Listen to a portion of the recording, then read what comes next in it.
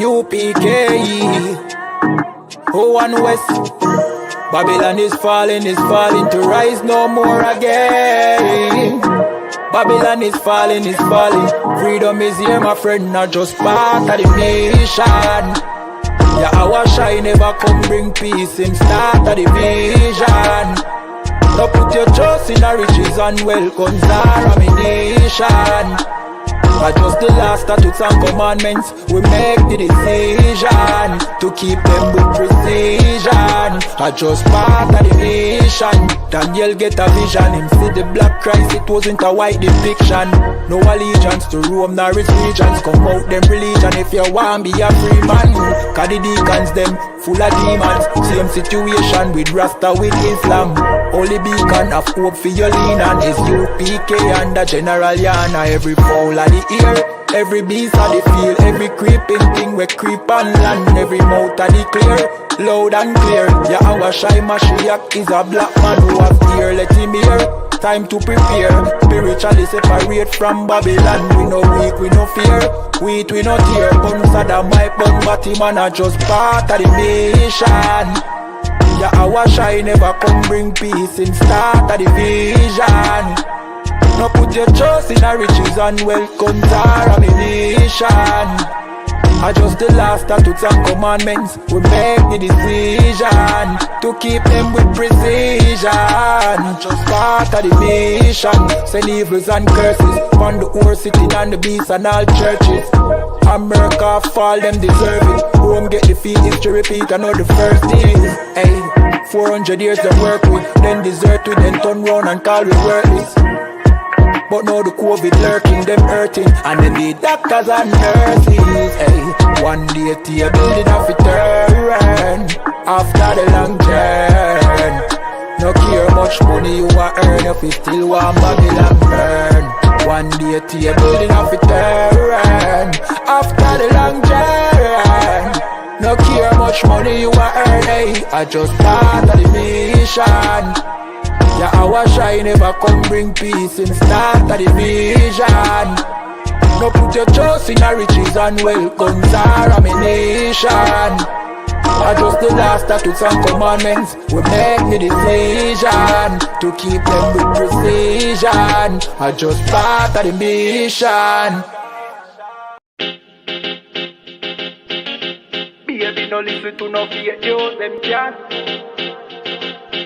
Could do all it out and them never feared yours. Notice I just be a bad bitch I get forward from with you. But the one you have be good girl then. Easy. She never did a pictures, R-rated. Never did a pictures, half naked. Me never did a piggy R-B things halfway, that's why me give her ratings. She never did a pictures, half naked. Never did a pictures, R-rated. Me never did a piggy R-B things halfway, that's why me give her ratings. I know every girl a white material. I know every girl fi get the juice in a me seed bag. I know every girl me trust to cook my food, nor boil me tea, not tea, put the milk in a the cereal. Me like a catty when me medieval. When no fi wash fi cook fi clean and no fuss. When she hear me get a new girl, I know that me mean when me say me fight me demons. Multiple wife legally, no illegal. Yeah, straight, me don't crazy. I know every catty can be my first lady. I know every press plus body don't pay fi plus Tatiana no fi in a no Mercedes. When me say oh luxury dolly fi nurse baby, a trouble when luxury dolly turn old lady. So big up every girl we don't lazy. Your body big but I your mommy donate it. I rate it. Never did a fi dress half naked. Me never did a fi give her be things halfway, that's why me give her ratings. She never did a fi dress half naked. Never did a fi dress R-rated. Me never did a piggy R-B things halfway, that's why me give her ratings. She now money for reach her and donation. She make reach her man donation. 101, but he waste gal a tell her fi leave her man, but she stay strong. She know say them are no friends, them are haters. Them sleep with every man in the acre. Can't get nobody fi stay long and want the advice for relation. Baby, no listen to no fake news. Them can't keep a man cause them never stay true. Could do all it out and them never pay dues. Never shut them out and them wicked and cruel, eh? Bag a man a rush but them just a get yours. Everything them have them did a fear blows. Instagram live them mute for the views. Baby that I know you though. Sure, I rate it. Never did a fi dress half naked. Me never did a fi give her beatings halfway. That's why me give her ratings. She never did a fi dress half naked. Never did a fi dress R-rated. Me never did a fi give her beatings halfway. That's why me give her ratings. Hey, listen, brothers and sisters, man. If you like what you hear, hit the subscribe button, man. Subscribe to this channel. And also, please, go to isupk.com and pay your tithe. Drop me some cash so we can move around this planet like we need to, man, and do the things we need to do. Everyone west. Everyone west. Everyone west. Everyone.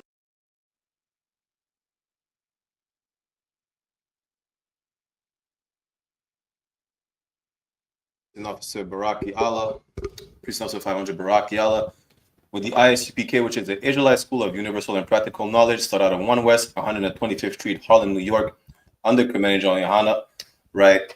Since 1969, we've been teaching brothers and sisters of so-called Negro, Latino, or indigenous descent on their father's side that they are the real biblical Jews of antiquity, that the Bible is not a white man's book. It is your historical record. It has nothing to do with religion. It's your code of conduct, constitution, whatever you want to call it, right? But it pertains to you and to you only. And we're going to go today in one of the histories in the Bible, because again, it's the history of our people, right? And this is what we need to understand. The Bible has nothing to do with religion. It is literally the history of a specific nation, of a specific people, of a specific lineage. This is what we're going to go through today. You know, our history classes are back, 5 p.m. Eastern Standard Time, every Sundays, right? We're live on ISUPK Montreal, Toronto, upklapuranetapodcast, and isupkayiti as well. Shout out to Officer Madabar, SHALAM, Bashment, for tuning in. And today is one of those stories, right, that is very memorable. Salakia, in a sense where we're going to talk about a specific tribe. And today, the spirit of that specific tribe can be understood through that story, right? For example, I myself, a Benjamite, proud to be, Salakia, right? The point is, you see in Benjamite culture, the alternative lifestyle, well, really, amongst all the tribes, but Benjamin were damn near the most popular tribe to frown upon the alternative lifestyle. There's numerous songs about it, whether it's Buju Bantan, Boom Bye Bye, right? You know, even if the song's not specifically speaking against the alternative lifestyle, it's gonna be a bar too, you know, saying how it is extremely frowned upon. And we can understand how it is extremely frowned upon when we go through that story that we're going to go through today, right? Which is in the book of Judges, for those who don't know. We're going to go through that, and then we're going to go in the origins of the first Bashment party. For those who know what a Bashment party is, it's a Benjamite party with music and dancing on the dance floor. You already know.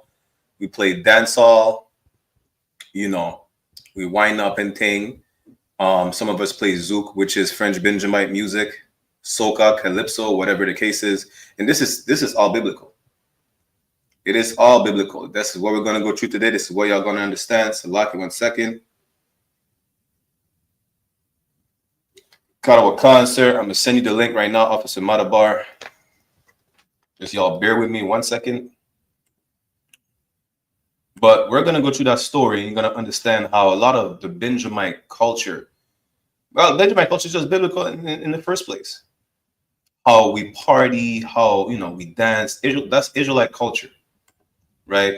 Of course, a lot of the things that are pushed through social media where brothers and sisters are doing too much, understand that in captivity, there's a lot of aspects that we might deem of our culture that we adopt of the world, right? Such as the carnival, overexposing ourselves, so on and so forth, right? We're just going to touch on the basics of how you can understand how, as Benjamites, we really frown upon that alternative lifestyle and the way Benjamites party. And they just go on the dance floor. They go grab a sister on the dance floor, they dance, and whatever happens afterwards, right? So, like, Officer Madabar, I sent you the link. So join whenever you're ready. So we'll go. Let me share my screen. We're gonna go in the book of Judges. Start at chapter 19. And next week we'll do the same class but in French, right? For our French Benjamite brothers and sisters. We're gonna go for context. We're gonna go start there in the book of Judges, chapter 19, verse 1. Anyone has any questions or comments, feel free to put it in the chat. The book of Judges, chapter 19, verse 1. And it came to pass in those days, when there was no king in Israel, that there was a certain Levite sojourning on the side of Mount Ephraim, who took to him a concubine out of Bethlehem, Judah. So this is where the story starts, right? And you need to understand this once more. That has nothing to do with religion. And as we go through that story, I want any of y'all who are tuning in to point me the religious aspect of that story that we're going through right now, right? Officer Madabar, Officer 5000 Madabar from Louisiana joining us right now. Shalom to Bashment. Yo, how was your mom? What's going on with you, man? Everything to Wa by the one. If you want to chime in, you already know. At any moment. So again, for anyone, anyone tuning in out here, I got some money for y'all. Show me the religious aspect of that story, and then you get a cash prize. If not, you're proving the point that the Bible is really not a religious book. You understand? So let's go through those records, right? So now a man from Levi is sojourning on the side of Mount Ephraim, and he has a concubine that he took out of Bethlehem, Judah, right? Verse 2. And his concubine played the whore against him, and went away from him unto her father's house to Bethlehem, Judah. It was there 4 whole months. Now she played the harlot. She went out and she went to, she cheated on him, if that's what you want to call it these days, right? She played the whore, and she went back home to her father's house. She stayed there 4 months. But this man was in love with him. This man was in love with her. Salakia. Right? You're going to see that he wanted to get her back, despite her being a whore. What's the lesson there? Once she plays the whore, don't take her back. She's not yours no more.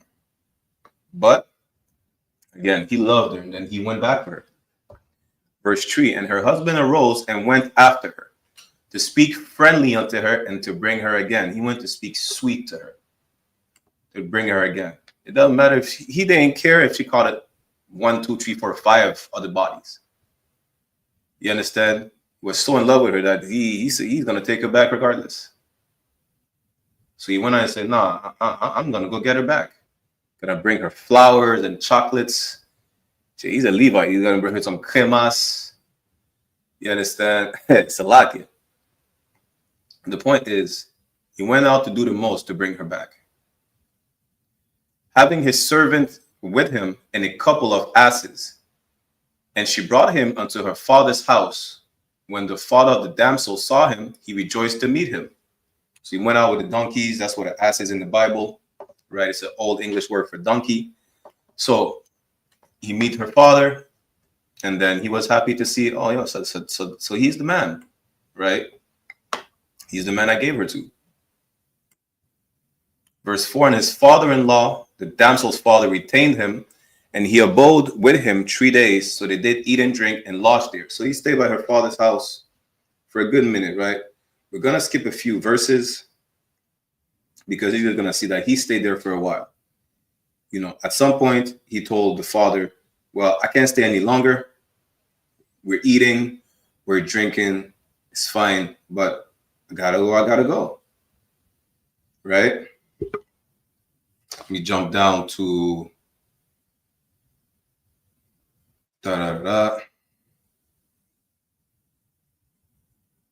Let's jump down to verse 6.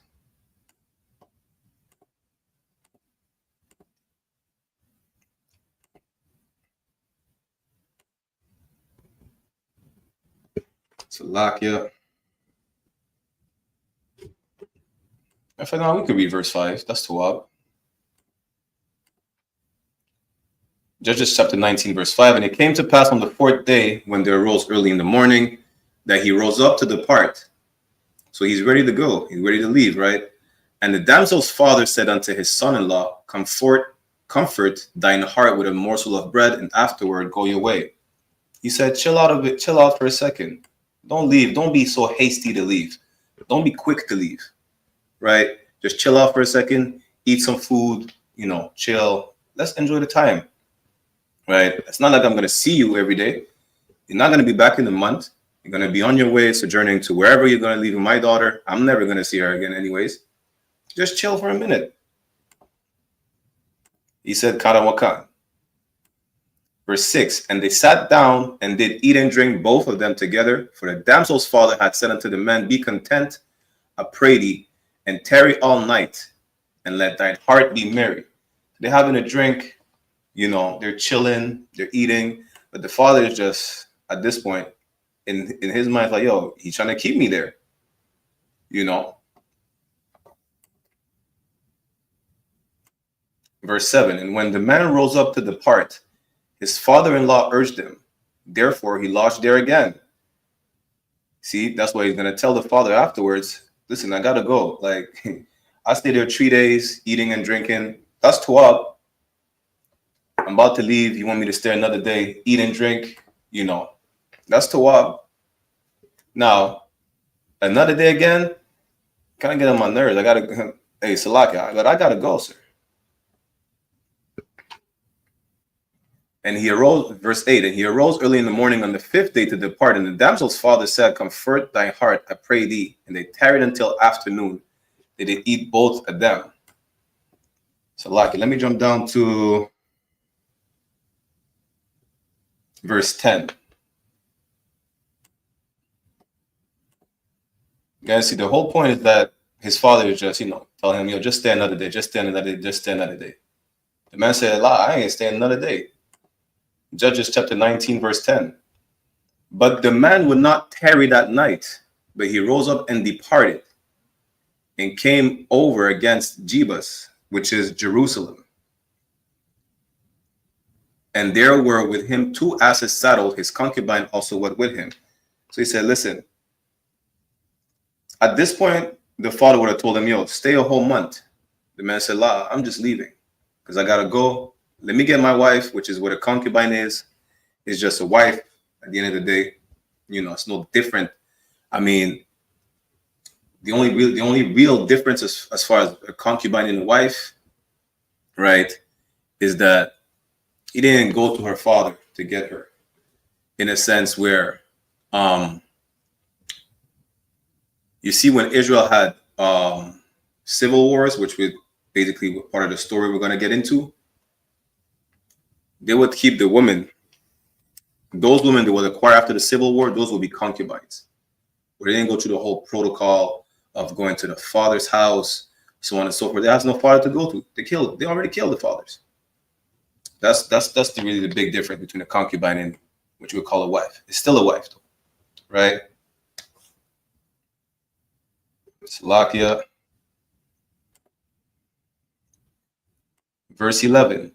And when they were by Jebus, the day was far spent, and the servant said unto his master, come, I pray thee, let us turn into this city of Jebusites and lodge in it.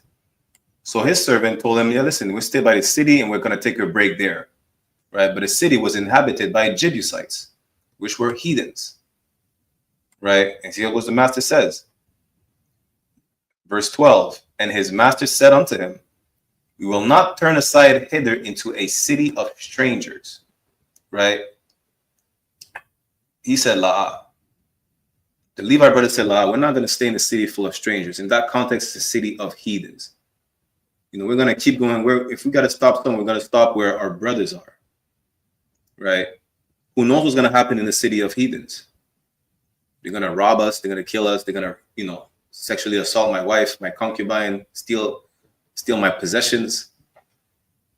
They don't know the law. They have no law. Anything can happen. We're free game over there. So he said, La, we're not going to stay with the Jebusites, right? We're going to go to a different city. We're going to stop where we have family, right? Let's keep reading. We will not turn aside hither into the city of a stranger that is not of the children of Israel. We will pass over to Gibeah. Again, he's not staying with the heathens. He continued his way unto Gibeah. We're going to find out who's in Gibeah. Verse 13, and he said unto his servant, come, and let us draw near to one of these places to lodge all night in Gibeah or in Ramah. Verse 14, and they passed on and went their way. And the sun went down upon them when they were by Gibeah, which belonged to Benjamin. So you're going to understand, at the time, right, different parts of land were dwelling different tribes. So we were not always all together, mixed in all together, right? Judah was staying in one spot. Levi was staying in one spot. Everybody has its inheritance or land that they were occupying. So that part of the land in Gibeah, this is where Benjamites dwell, right? So by Gibeah, which belonged to Benjamin. And that's why you're going to find out that's the reason why they stopped there. They would not stop where the Jebusites were. They would stop where family is, which is Gibeah, where Benjamin is dwelling. Verse 15, and they turned aside thither to go in and to lodge in Gibeah. And when he went in, he sat him down in the street of the city, for there was no man that took them into his house to lodging. Now that's absolute lack of brotherhood. You understand? Because now that they're in Gibeah, amongst family, nobody's taking them in. Now mind you, the law of the stranger, Officer 5000 Madabar, coming to Montreal, right? The law would be for me to show him hospitality. Listen, I open my door to Madabar, be like, open, fuck, Salakia. The hell with opening my door? I mean, Salakia, so here's the keys.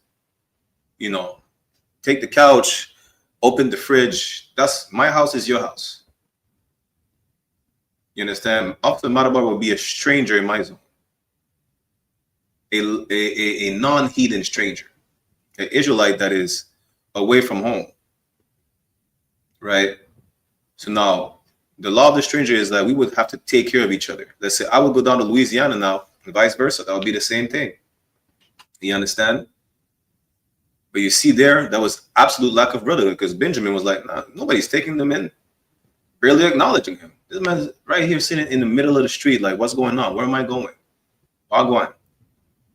Nobody's taking them in to lodge him into the house just to rest. And you're even going to find out that with all that he had, whether it's his concubine, his servant, his donkeys, he didn't ask for nothing but just a place to lay his head. He asked food for the donkeys.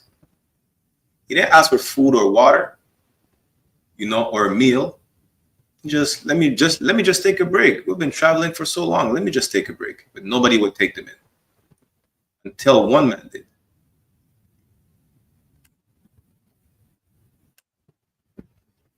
Verse 16, and behold, there came an old man from his work out of the field at even, which was also of Mount Ephraim, and he sojourned in Gibeah, but the men of the place were Benjamites. So a man that was of the Mount of Ephraim, he passed through Gibeah, but the men in the place, like the bulk of the people, were Benjamites, right? We're going to find out that old man is like, yo, what's going on? What are you doing in the streets? Nobody's taking you in. Verse 17, and when he had lifted up his eyes, he saw a wayfaring man in the street of the city. And the old man said, whither goest thou, and whence comest thou? Salaki. Verse 18, and he said unto him, we're passing from Bethlehem, Judah, toward the side of Mount Ephraim. From thence am I. So he's telling the man, yo, listen, this is where I come from. This is where I'm going. And I'm just traveling from point A to point B. And I need a place to stay. And I went to Bethlehem, Judah, but I am now going to the house of the Lord. And there is no man that receiveth me to house. While I'm traveling, going to the house of the Lord, while I'm traveling from point A to point B, and I'm at a pit stop, basically. I'm resting, right? I'm at a resting spot in a city where my family dwells. Nobody's taking me in. Like, they're barely basically ignoring me. Yeah. Verse 19 says, yet there be both straw and provender for our asses, and there is bread and wine also for me, and for thy handmaid, and for the young man which is thy servants. There is no want of anything. The only thing he needed is rest, to lay his head somewhere. He has food and drinks for the donkeys. The man even brought his own liquor. He's like, hey, listen, I ain't even trying to go buy nothing. Listen, I'm not coming into your house to take your food, empty your fridge, take your rum bottles that you might be hiding because it's a special one. No, I don't want the cocoa bread. I don't want the rum punch. I want nothing. I just need some rest. You're gonna leave me in the middle of the street? Can you just open the door so I can sit on the couch? That's all the brother needed. Just a 5-minute rest. He probably just needed 5 minutes. He wanted to. Who cares if he wanted to stay the night? He didn't need nothing else, right? And that's why it's absolute lack of brotherhood. Whether he needed something or not is really irrelevant, right? Brotherhood would have you, let any Benjamite open his door, give away the whole house for the brother. He's a stranger in the land. You understand? And Salaki, of course, do you want to chime in at any moment? Okay, yeah, I'm just listening. You breaking it down good. But this same thing that's going on in the story here, it happens today. We wouldn't we wouldn't help our own people out. But if it came to the oppressor, you open arms. Damn right.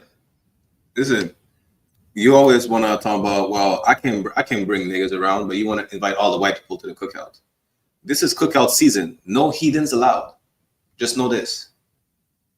You understand? Waka.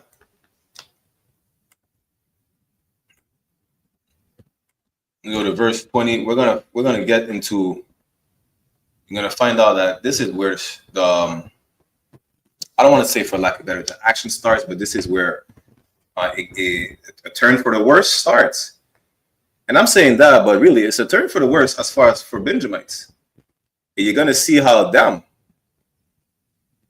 If it wasn't for the Lord, if it wasn't for brotherhood, there would be 11 tribes. You understand? Verse 20, and the old man said, peace be with thee. Howsoever, let all thy wants lie upon me. Only lodge not in the street. So the man that the Levite is talking with, he's showing brotherhood now. He's like, yeah, listen, I got you. Whatever you need, I got you. He didn't need anything. He didn't ask for nothing but just to stay somewhere, at least for the night. Not even for a day or two, just for the night, just so he could rest, just so the donkeys rest. Today it's not the same where you imagine us, right? See it also not a bar, right? I drove with Officer Shire 1, damn near 14 hours to Atlanta, from Canada to Atlanta. And we needed some rest. Imagine back in the days, right? Back in the days, you're traveling with a whole caravan of donkeys. You have your woman, if not women. You may have some children with you, your servants, whatever the case is. We're going to need a break. We're walking the whole goddamn desert. You understand? So we're going to need a break. That's understandable. Whether it's for a day or two, if not 3 nights. So be it. If you today need a break and you need to stop driving, imagine back in the days when you were walking the whole mile. So the brother needed a break. The old man said, you know what? I got you. Whatever you want, I got you. Just don't stay in the streets. Right? And that's brotherhood right here. Verse 21. So he brought him into his house and gave provender unto the asses, and they washed their feet and did eat and drink. So he took care of him, as we all should take care of each other. Right? Now, this is where it takes a turn for the worse as far as the Benjamites. Judges chapter 19, verse 22 says, now, as they were making their hearts merry, I mean, they were drinking. They're probably, having a good time, cracking jokes, drinking wine and things. Behold, the men of the city, certain sons of Belial, beset the house round about and beat at the door. The men started knocking at the door surrounding the house. And mind you, now it's talking about the sons of Belial, Benjamites. And spake to the master of the house, the old man, saying, bring forth the man that came into thine house, that we may know him. Good night. Doesn't this sound familiar? Anyone in the chat, doesn't this sound familiar? Let me bring that real quick. 1 second.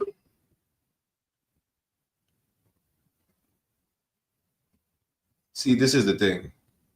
This is how you're going to understand after how this whole story unfolded. Understand how Benjamites frown upon the alternative lifestyle like no other tribe.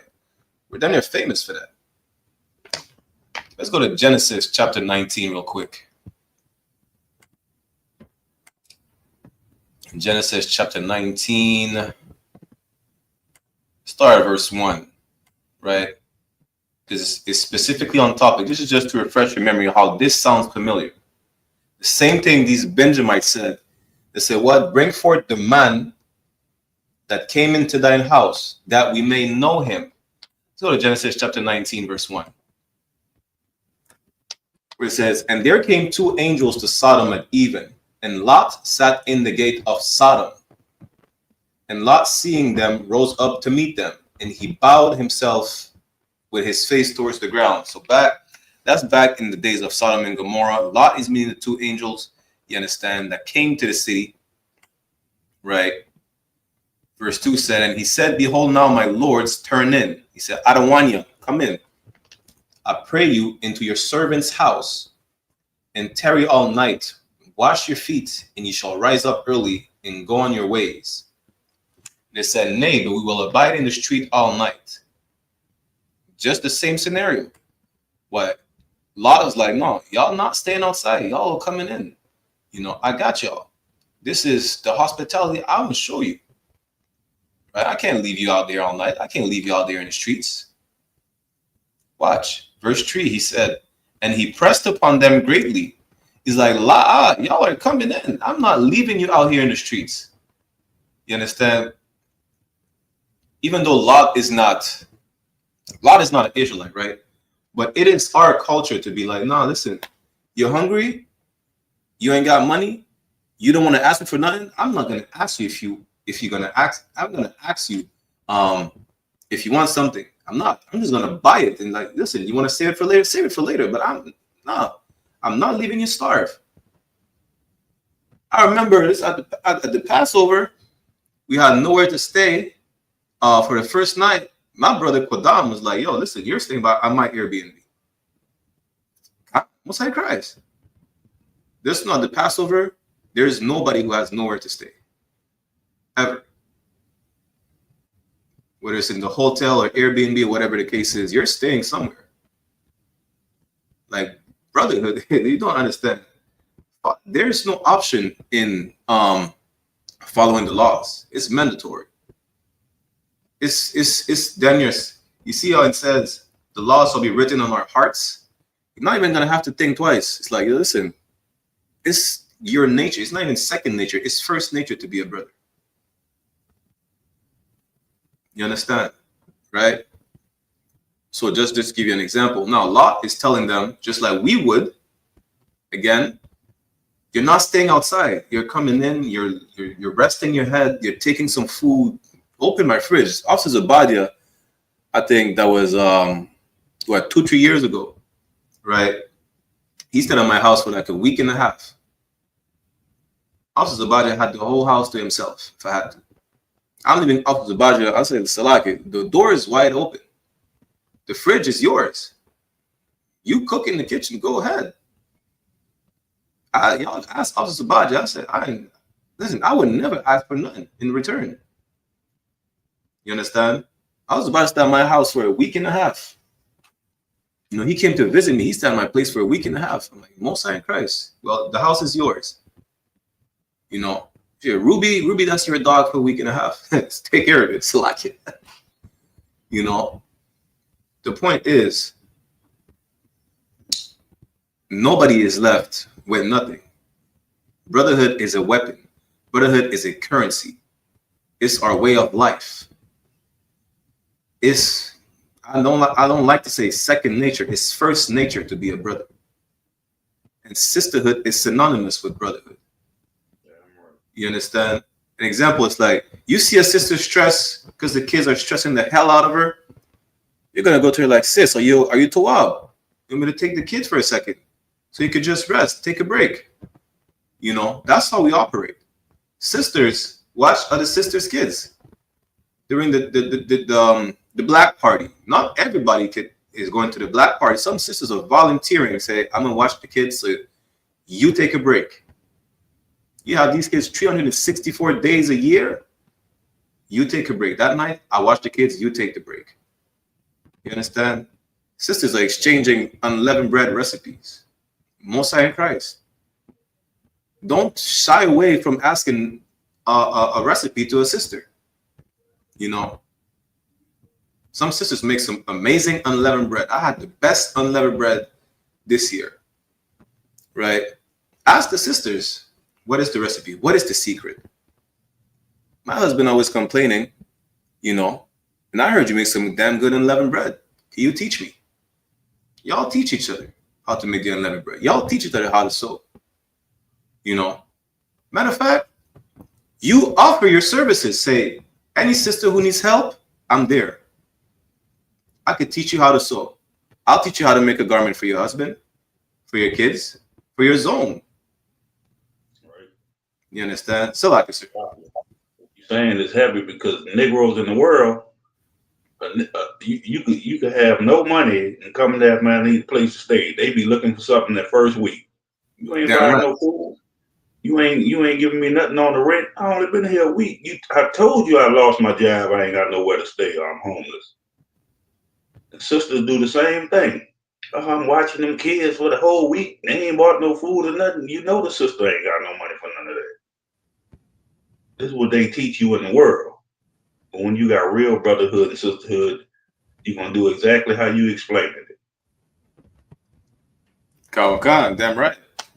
And again, because I don't want to be too long-winded, you know, we're going to get back to the story, but how we operate in the world outside the truth is because we're taught by our oppressor to be selfish, to be wickedly selfish, not righteously selfish. There's a righteous way to be selfish, is to show that brotherhood to your people and your people only. You understand? Because you have no issues talking about, well, we can let the Palestinians, like, listen, I remember the influx of Latinos coming into Chicago and other Haitian migrants, right? Some people in Chicago were saying, well, we're tired of these migrants. We don't want them in. They take all the resources, you know, all the government funding. But none of them said anything when they had an influx of Polish migrants. The Italians came in. Nobody was complaining, well, there's too much Italians coming in. It's too much Irish. They give all the subsidies to the Irish and the Ukrainians. But when it's your own brothers and sisters, y'all going to turn around and say, well, F them. We don't need them over here. They're taking all the resources. They're not giving us anything. Well, guess what? They wouldn't give you anything regardless. You understand? Right. That's the crazy part. And they say the same thing, you know, about the Latino brothers. Oh, they come and take all the jobs and everything. Like, Negro, you want to be out here on the corner selling crack, gang banging, shooting at each other, and then you're gonna turn around and cry, oh, they taking all the jobs. You didn't want that job. All these goddamn years we've been here, you ain't want the job. Now you gonna whine and complain because your oppressor told you to whine and complain. I mean, at this point, the Latino taking all the jobs and they're being deported. Now you go in the fields, pick some fruits. You go to Home Depot. How about that? If they're really taking the jobs, now that they're being removed, are you gonna go to Home Depot? Are you gonna go in the fields, pick some fruits and oranges? Now let's see if you're really just a hypocrite or just being a stupid nigga, just repeating what the white man says, or do you actually believe that they were taking the job that you never wanted in the first place? You see? Now let's get back to it real quick, right? So again, Lot is telling the angels, he's telling them, no, y'all ain't staying in the streets. You coming into my house. You're washing your feet, you're taking a shower, you're eating food, you're drinking, you know. You get the point, right? Where it says, Genesis 19:3, and he pressed upon them greatly, and they turned in unto him and entered into his house. They said, God, we can't reject brotherhood. And that's how we should be amongst each other. And he made them a feast and did bake unleavened bread, and they did eat. Now, Lot, I don't know about Lot, but listen, it can be better unleavened bread than I had this year. That's all I got to say. So, Lot. Verse 4. Now we're getting back to the story. And see, verse 4 says, but before they lay down, the men of the city, even the men of Sodom, compassed the house round, both old and young, all the people from every quarter. Now these men in Sodom, they surrounded the house of Lot. And let's see what they said, verse 5. And they call unto Lot, just like they call unto the master of the house in Gibeah.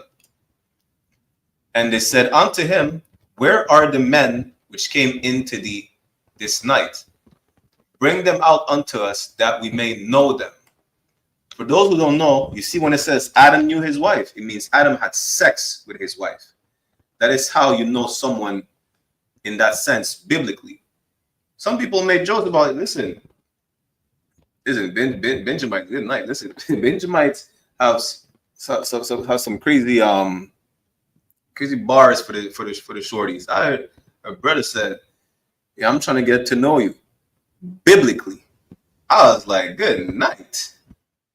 This nigga went straight to the point. That's the problem with Benjamin. Sometimes it's too direct and straight to the point. The man said he's trying to get to know the thing biblically. To get him to know the thing biblically is how Adam knew his wife.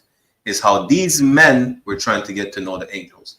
Is how the brothers in Judges chapter 19 verse 22 again said at the end of the verse, bring forth the man that came into thy house, that we may know him.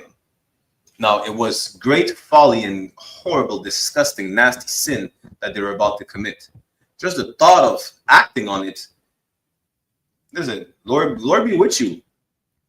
But the point is, this is where it starts to get a turn for the wrong turn, a turn for the worse, right? The sons of Belial, these Benjamites said, listen, that man, that Levite sojourner, that stranger that's staying to your house, they wanted to beat it. Salaki, no diddy. Let's keep reading and see what happened. Verse 23, Judges chapter 19, verse 23. And the men, the master of the house, went out unto them and said unto them, nay, my brethren, nay, I pray you, do not so wickedly. Men said, don't do this wicked thing. It's a sin for men to lie with men as if they lie with a woman. You want to get to know someone, get to know a woman. You understand? It's a sin for it to be a nasty, lustful bastard. Right. You understand? The man said, don't do this thing. He said, fire for that. That's what he said. He said, boom, bye-bye. That's what he said. You understand? They wanted to do like Damon on Friday. They got some fresh fish on the line. No. Good night. You understand? He said, I ain't about to let you do this. Seeing that this man is coming to mine house, do not this folly. That's exactly what happened with Lot. Lot came out and said, yeah, I'm about to do this. These are guests in my house. Are you crazy? I am about to let you do this wicked thing. Verse 24. Behold, here is my daughter, a maiden, and his concubine. Them I will bring out now, and humble ye them, and do with them what seemeth good unto you, but unto this man do not so a vile thing. He said, listen, I won't let you be I was about to blurt out the F word. I won't let you be homosexuals. I won't let you do this. I won't let you wave the rainbow flag. I'm gonna give you my daughter, and here's his concubine. Y'all go deal with a woman. That's what he said. I am about to let you assault this man. What's wrong with you? Even though that's still wrong, because the concubine, that's a wife. So that's adultery, right? The daughter, listen, she has sex with one man. He said orgies is any type of sexual deviancy is wrong. Whether it's an orgy, a threesome, even if it's you and multiple women, that's still gay. So like that's still homosexual behavior. You understand? But he said it would be better for them to deal with a woman, really just to not deal with the man. And the only way that he would try to appease them is like, yeah, listen, whatever I say, they're probably going to break down the door like they did in Sodom. So just like Lot did, he gave the woman, right? Lot said, here's my, what did he say? What Lot said again? Lot said something like, as well, like, here's my daughter. She has not known a man, have your way. This brother said, here's my daughter, a maiden, and here's the man's concubine. Y'all deal with these women, but don't touch him, right? Not that it was the right thing to do, but he went for, how could he say, for lack of better words, drastic measures. So like, what's going on my camera? Drastic measures to prevent this folly from happening, right? Which doesn't justify it. I'm not saying it justifies it, but you get the point that he was trying to do. He was trying to protect this man at any cost. Verse 25. But the men would not hearken unto him. They didn't give a damn. Listen, they had one goal in mind. They did not give a damn. So the man took his concubine and brought her forth unto them, and they knew her. He still sent the concubine, and they did all sorts of nastiness to her, and abused her all the night until the morning. And when the day began to spring, they let her go. So good night for that sister. All night till morning, she was defiled. Right? This is what happened. This is why you need to control your goddamn lust. You understand? And you're going to understand that with this spirit, see how this falls upon a whole tribe, and damn near got this. You're going to see that this damn near got the tribe extinct. Don't ask next time why are Benjamites so, why are we so adamant of saying, of frowning upon the so-called alternative lifestyle. Besides it being a sin, right? It specifically affected our tribe in a sense with them. We almost got wiped out. That alternative lifestyle mindset almost wiped us out. You understand? And it's still gay to have multiple men and one woman. So like, I still have to say this. Verse 26. Then came the woman in the dawning of the day and fell down at the door of the man's house where her Lord was till it was light. She came back ravaged. Ravaged. However you pronounce it in English correctly. Right? She fell down at the door. She's like, damn. He damn near has no life.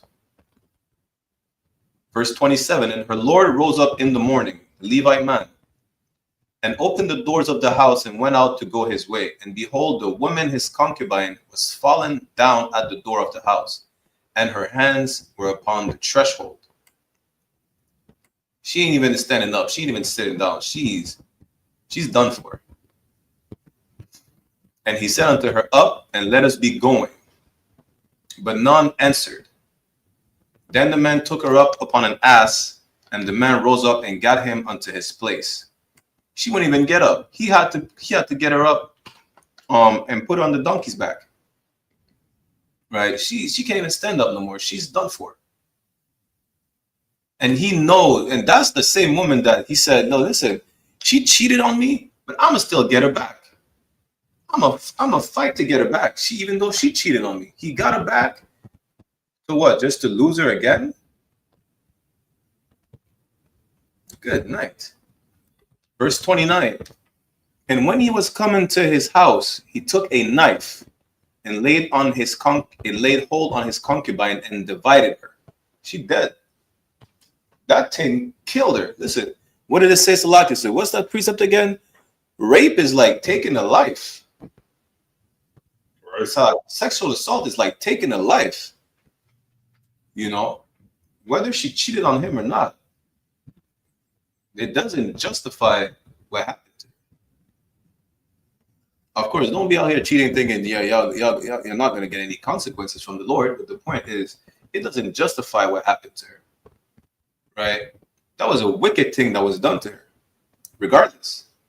Even though it was to prevent the man from being assaulted himself, like Lot tried to prevent the angels from being assaulted by the men of Sodom, it doesn't change the fact that they were assaulted. She was assaulted. It's lucky. So now you're going to find out what he's going to do, right? He's also going to take drastic measures against the whole tribe, right? He laid hold on his concubine and divided her. He cut her to pieces, together with her bones into 12 pieces, and sent her into all the coasts of Israel. Right? He sent a piece to every tribe. He's like, look, like, see what happened. See the folly that was done by the sons of Benjamin. You understand? This is what happened. Verse 30, and it was so that all that saw it said, there was no such deed done nor seen from the day that the children of Israel came up out of the land of Egypt unto this day. They'd never seen anything like that before. Right? It was like, damn. This is something so crazy, like, damn. Good night. That's what they said. They said, we've never seen anything like that before. That was the first. Salakia. That was the first for everybody. You understand? Consider of it, take advice, and speak your minds. He's asking, what do you think about what happened? Right? Let's go to Judges chapter 20, verse 1. And we're going to get into the civil war, how Benjamin almost got wiped out. Baba Kushak, give me 1 second.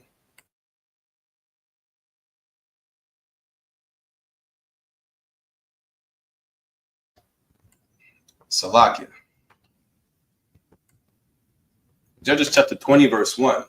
Then all the children of Israel went out, and the congregation was gathered together as one man, from Dan even to Beersheba, with the land of Gilead, unto the Lord in Mizpeh.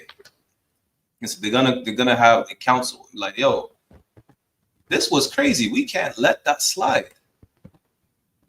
That's what they're gonna say. They will say, something that we have never seen, something so wicked before. The man had to cut up his concubine to 12 pieces to make a point. Verse 2. And the chief of all the people, so like even of all the tribes of Israel, presented themselves in the assembly of the people of God. All the camp leaders were like, let's see how we're gonna deal with this. 400,000 footmen that drew sword. This is it. They're going to war. Because they can't let such wickedness slide, wickedness that polluted the land. They're going to have to be taught a lesson. And it's not about just getting checked. You ain't getting checked. Yeah, good night. You're getting checked with a sword. Imagine that. 400,000 footmen. That's damn near 500,000. 500,000 were ready to slaughter a whole tribe. Why? Because, well, really, not even a whole tribe. You're going to understand why the whole tribe was involved, right? But they're ready to go to war. One of the many civil wars that Israel had. That's probably, if I'm not mistaken, Selected said, that's probably damn near the most famous one.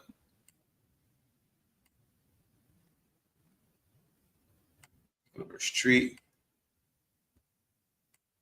Judges chapter 20, verse 3. Now the children of Benjamin heard that the children of Israel were gone up to Mizpeh. Then said the children of Israel, tell us, how was this wickedness? These men were really like, yo, what did we do? These niggas, right? As the body parts are presented throughout the whole nation, we're going over the facts. These niggas like, yo, what did we do? They're playing, at this point, you know, I wouldn't want to say they played dumb. Like, how was this wickedness? Tell me how I did something wrong. How? First of all, a brother is in the city. He's trying to lay rest. Besides the fact that you didn't show any brotherhood to him, y'all really just wanted to abuse him. Y'all couldn't abuse him. You were offered a maiden and his concubine, and y'all had your head beating against the wall like, nah, we want him. Y'all were given the concubine and y'all abused her all night till the morning and asking, what wickedness did we do? How was this wickedness? That, what do you call it? Adding insult to injury? These men really said, what did we do wrong? Understand, yeah, I would be pissed too. Salaki. Judges chapter 20, verse 4, and the Levite, the husband of the woman that was slain, answered and said, I came into Gibeah that belonged to Benjamin, I and my concubine to lodge. Again, he's relating the events. We were just traveling, as opposed to staying with the Jebusites. We decided to continue until we find a city inhabited by, brothers, which was Gibeah that belonged to Benjamin. So me and my concubine, we stayed here to, just to lodge. Who knows, 1 night, 2 nights, 3 nights to rest, right? Verse 5, and the men of Gibeah rose against me and beset the house round about and upon me by night, and thought to have slain me, and my concubine have they forced that she is dead. So again, he's going over the events. This is what happened. I was staying at someone's house. They circled the house. They wanted to do me. And they had their forced their way. They had their way with my concubine to the point that she was dead. You understand? And again, nobody's seen anything like that before. And Benjamin is like, what did we do wrong? Crazy. Verse 6, and I took my concubine and cut her in pieces and sent her throughout all the country of the inheritance of Israel, for they have committed lewdness and folly in Israel. Again, he's telling, this is what I did. After that, she's dead. So I just cut her up and I'm going to send you all the body parts. And this is where we're going to go. Right? Verse 7, behold, ye are all children of Israel. Give here your advice and counsel. So they're going over the event, like, so how are we going to deal with the thing? Wagwan. Right? Because this is what happened. I've been done wrong. He's not even been mentioning the fact that, she cheated on me. I went to get her back. But imagine this. He went to do all this to get her back just to lose her.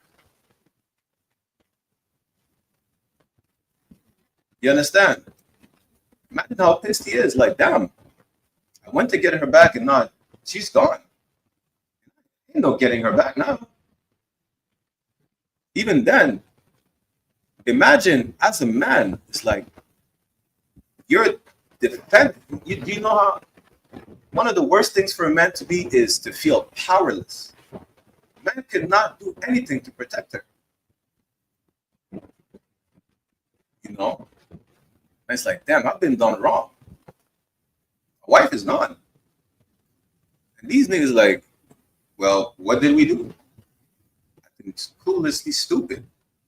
They're asking the nation, well, how was this wickedness? You know, so he's presenting the facts to all the tribes, right? Verse 8. And all the people arose as one man, saying, we will not any of us go to his tent. Salakia. Neither will we any of us turn into his house. Meaning, when it says arose as one man, there, you know, it's like being one body, one consent.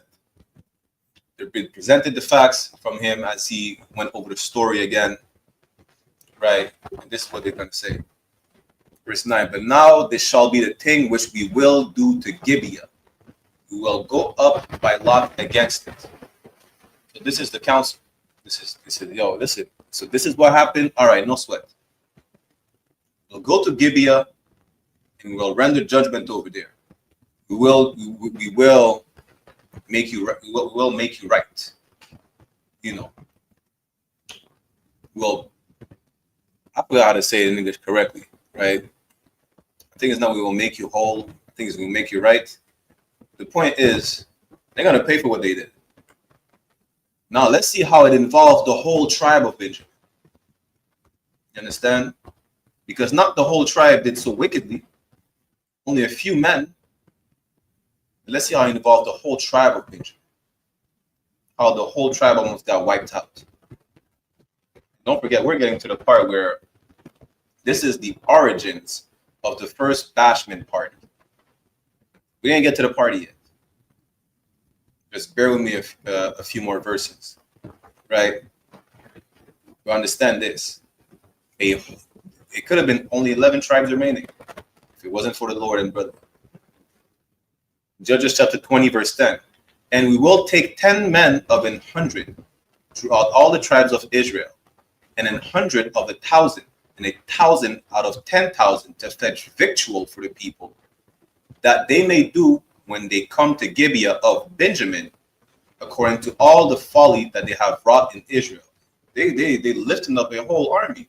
Imagine the whole nation is coming against one tribe, right? They're like, yeah, they're gonna reap what they sow. They took the life of that woman. No matter how they did it, they're gonna get it. Verse 11. So all the men of Israel were gathered against the city, knit together as one man. Again, it doesn't mean one physical man. They're one. They're like a closed fist. You understand? They're one body. This is easy, and this should be easy for you to understand. Where it says we are one mind, one spirit, one body, one faith. Well, they came together as one man. How multiple men became one man? You understand? That's one body right here. Right? Verse 12. And the tribes of Israel sent men through all the tribe of Benjamin, saying, what wickedness is this that is done among you? He said, walk on in your zone. Like, what do you mean something like that happened right under your nose? What's going on? What kind of crazy thing is that? The man had to chop his dead wife in 12 pieces. Like, y'all, you got this man crazy over here. He has to chop a whole body up and send through all the tribes. You have to go over the events. Like, damn. What do you mean you try to have your way with him? You couldn't have your way with him. You had your way with her to the point she's dead. What's going on in the tribe of Benjamin? It don't matter if you're the youngest tribe. We don't give a damn. What's going on? Right? Verse 13. Now, therefore, deliver us the men, the children of Belial, which are in Gibeah. Again, at first, like I said before, let's find out how it involved the whole tribe. Because they're only asking for the children of Belial, who are the culprits. Even though they were inhabitants of Gibeah, they're asking for specific men to be judged, to be put to death. Right? That we may put them to death and put away evil from Israel. Just like, 3,000 men, I think men and women were put to death when they started worshiping the golden calf. That's how you get evil out. You cut the weeds out. The bad herbs, the bad seeds, you cut them out. Literally, just be put to death. But the children of Benjamin would not hearken to the voice of their brethren, the children of Israel. If you know one thing about Benjamin, you know, we stick together. That was the wrong way to stick together, though. I ain't gonna lie. I'm not gonna justify anything, you know, for Benjamin. But you see how Benjamin is a ravenous wolf that divided the spoil. They stick together, right? But they should have just gave up these wicked. The right thing that would have been to do would be to give up the sons of light. Why? Because they sinned. They did a wicked thing in the eyes of the Lord. They did a wicked thing in front of the whole nation. But they said, "No, we're not giving up. We're not giving them up." Right? But here's the thing: true brotherhood is to stick together doing the right thing. You understand? That's true brotherhood, to stick together doing the right thing, not the wrong thing. It don't matter if it's how your tribe operates as far as, you know, being sticking together all the time. That doesn't fly. The Lord don't give it them. You stick together in sin, yeah, you stick together in judgment too. How about that? You understand? And this is exactly what happened. They try to stick together for their sinful brothers. Well, they had to stick together with the judgment that was about to be brought to their sinful brothers. It is only the children of Belial that the nation wanted, not the whole tribe of Benjamin at first. They said, "La, we ain't giving up our brothers." Let's see what happened. Judges 20:14. But the children of Benjamin gathered themselves together out of the cities unto Gibeah to go out to battle against the children of Israel. They started grabbing their sticks, their rocks, their machetes, their cutlass. They say, "Yeah, we going to war. We about that." That's what Benjamin did. Listen, it don't matter. Listen, from the biggest Benjamite, you know, to the skinniest machete wielder, they said, "Yeah, we bought that. You want war?" This is Benjamite. What did he say?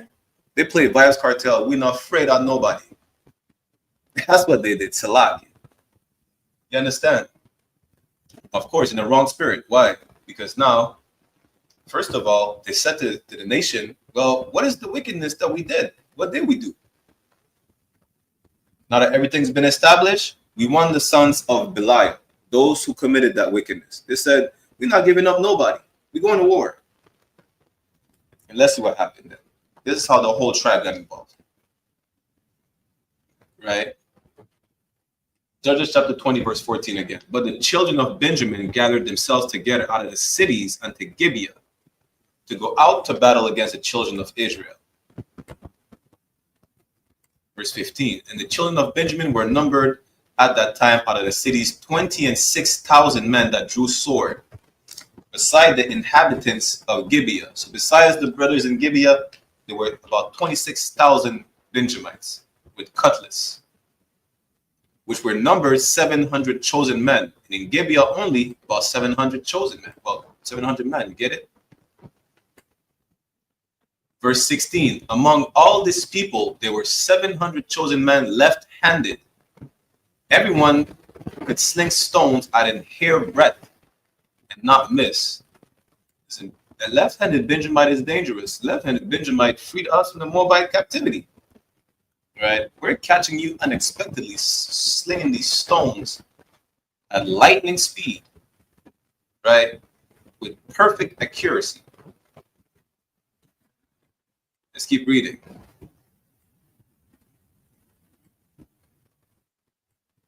Verse 17, and the men of Israel besides Benjamin, it's like it's 11-1. All the tribes versus 1.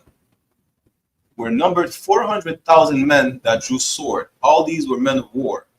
So keep in mind now, the 700 men of Gibeah plus the 26,000 men that are not of Gibeah, meaning Benjamin is what? 26,700 against 400,000 men of all the rest of the tribes. We went to war. Verse 18, and the children of Israel arose and went up to the house of God and asked counsel of God. and said, which of us shall go up first to the battle against the children of Benjamin? And the Lord said, Judah shall go up first. Salaki. Right? 19. And the children of Israel rose up in the morning and encamped against Gibeah. They want to fight because that's where we were in camp. Gibeah, so they want to fight by the city of Gibeah. The men of Israel went out to fight, went out to battle against Benjamin. And the men of Israel put themselves in array to fight against them at Gibeah, which is the location where they went to fight their Benjamite brothers. And the children of Benjamin came forth out of Gibeah and destroyed down to the ground of the Israelites that day 20 and 2,000 men. So we dealt with 22,000 of our Judite brothers, right? Which is what happened. That's why they didn't send all the tribes at once. Again, as you see, they asked the Lord, so who shall go fight first? Who do we send out first? They said Judah first. Most of Judah went and didn't win. Then they're gonna send another tribe, another.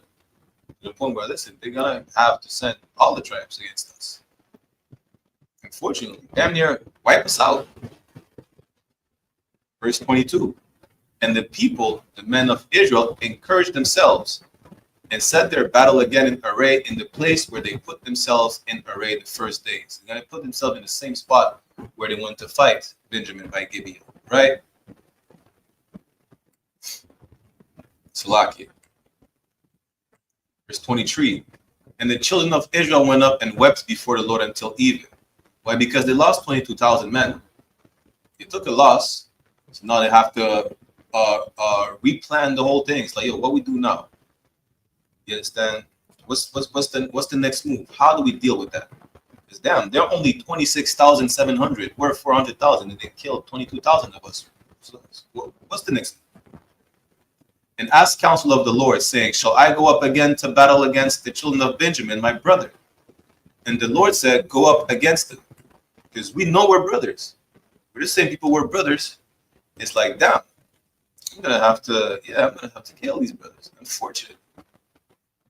So they went out to the Lord and asked, so what's the next move? What do we do now? Right? After this loss.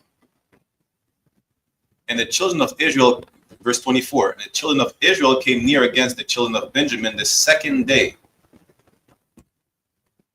Verse 25, and Benjamin went forth against them out of Gibeah the second day, and destroyed down to the ground of the children of Israel again 18,000 men, all these drew the sword. Listen, Benjamin tough. Man, them tough like shark skin. Right? It's not an easy fight. The whole tribe. But they deserve the judgment that was going to come upon them. Because now, you didn't want to get rid of the sinners. You know, so all of y'all had to get it. But it was not an easy task to do, apparently. Verse 26. And all the children of Israel and all the people went up and came unto the house of God and wept, and sat there before the Lord, and fasted that day until even, and offered burnt offerings and peace offering before the Lord. You know, they're making sacrifices, and they're going to inquire again, like, yo, what are we about to do? We lost 22,000 men first. We sent Judah. We just lost another 18,000. So now what's the next plan? What's the next move? And it's like, I've said, Madabar, of course, feel free to chime in at any moment, I don't want.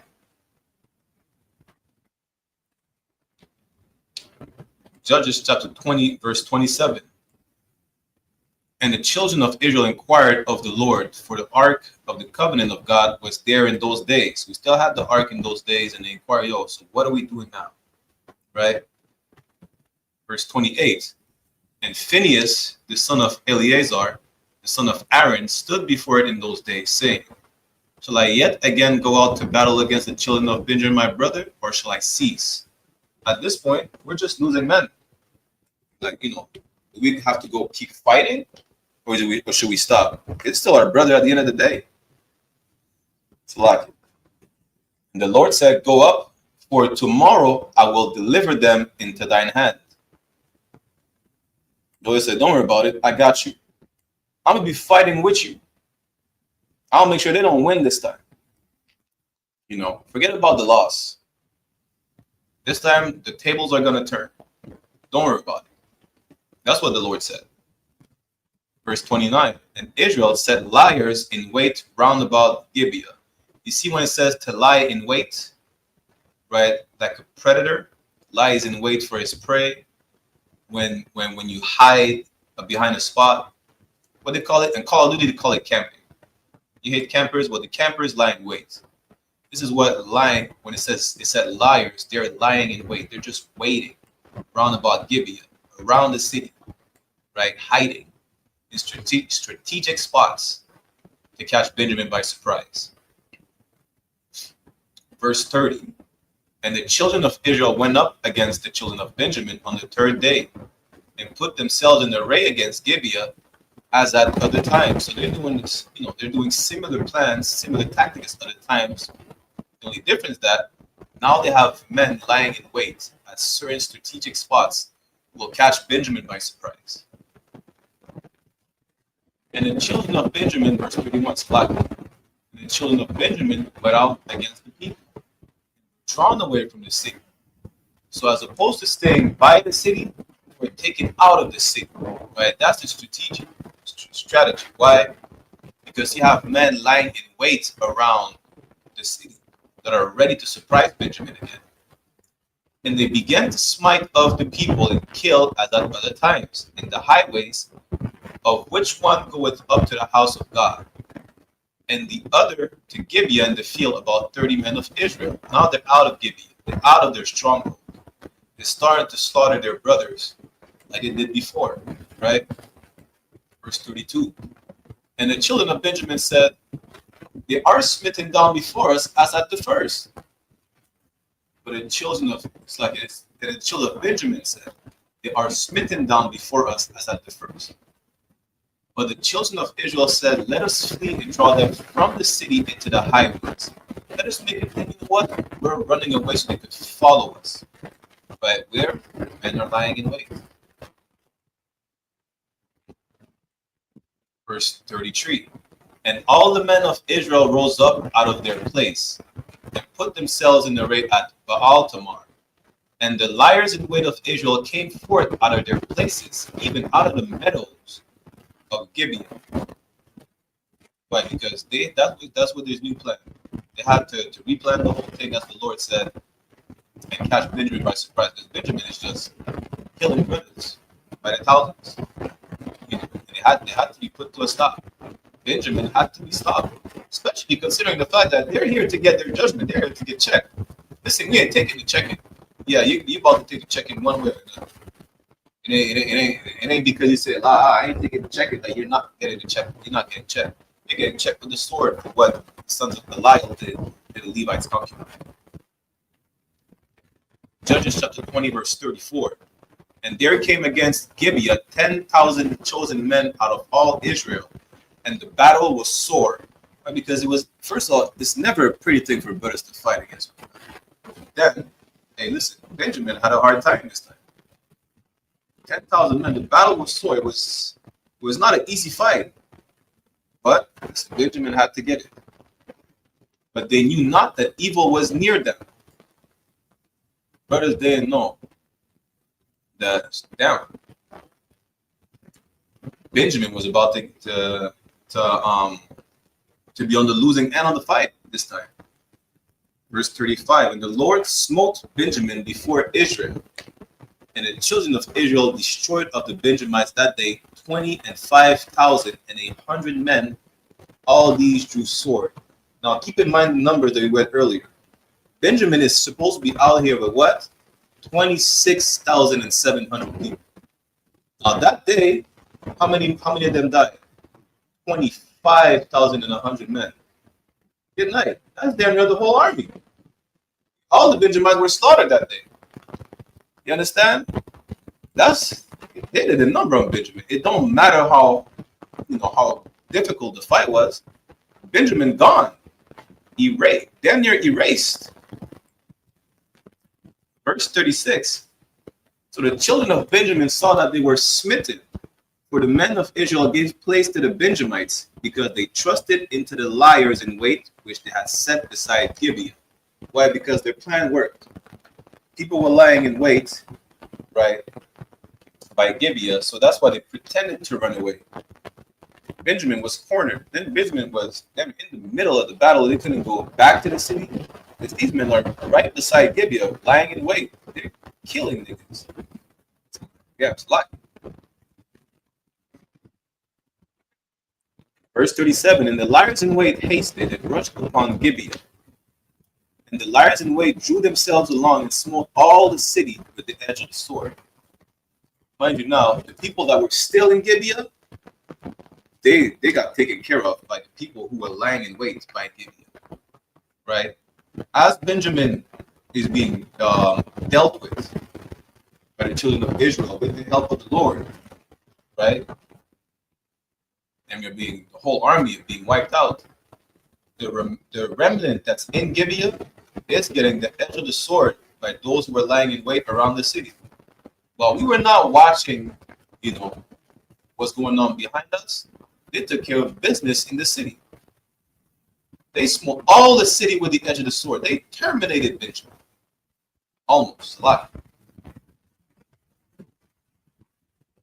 Verse 38.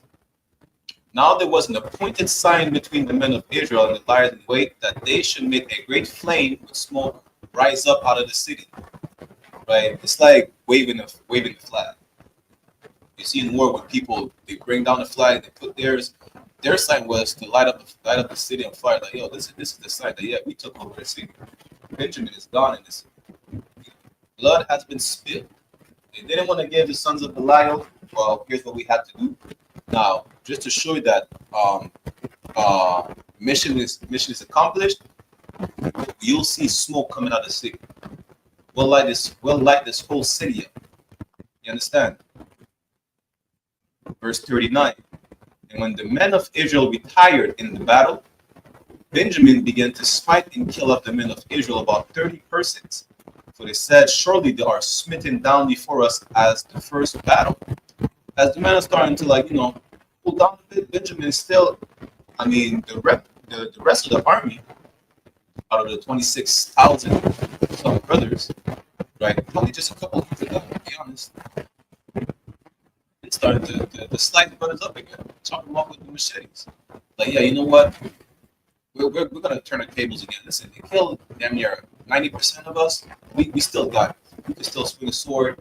We still chop up the bodies and whatever the case is. So we still fighting. Not knowing what happened in Gibeah. They don't know that there were liars in wait that killed the whole city and light up the city on fire. But they're gonna find out the hard way. Verse 40. When the flame began to rise up out of the city with a pillar of smoke, the Benjamites looked behind them, and behold, the flame of the city ascended up to heaven. These niggas were caught by surprise, like, what's going on? These brothers was like, damn, what's happening right now?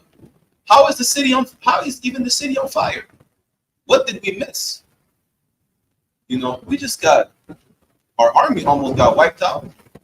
Now the city's on fire. They're gonna start asking us no question, like, wait, what's going on? Verse 41. And when the men of Israel turned again, the men of Benjamin were amazed and saw that evil was come upon them. Why? Because the Lord was not with you. Because y'all were wicked sinners. When it was time to give up the culprit, we said, we sticking together. We ain't giving up nobody. All you have to do is get the sons of Belial. Just make it right with Levi. He lost his wife. He said, what did we do? Y'all had the audacity to add insult to injury by saying, what do you mean we did something wrong? What did we do? Now, those who did wrong, not the whole tribe was asked to pay for it. Only those who did wrong, he said, we're not giving them up. Now, you go to war thinking, listen, not because you're the child of Israel, the Lord is going to be with you. If you sin, the Lord is definitely not going to be with you. When the Lord is with you, this is what happened. It's like when the Lord is not with you, this will happen. You get utterly destroyed. The children of Israel went down.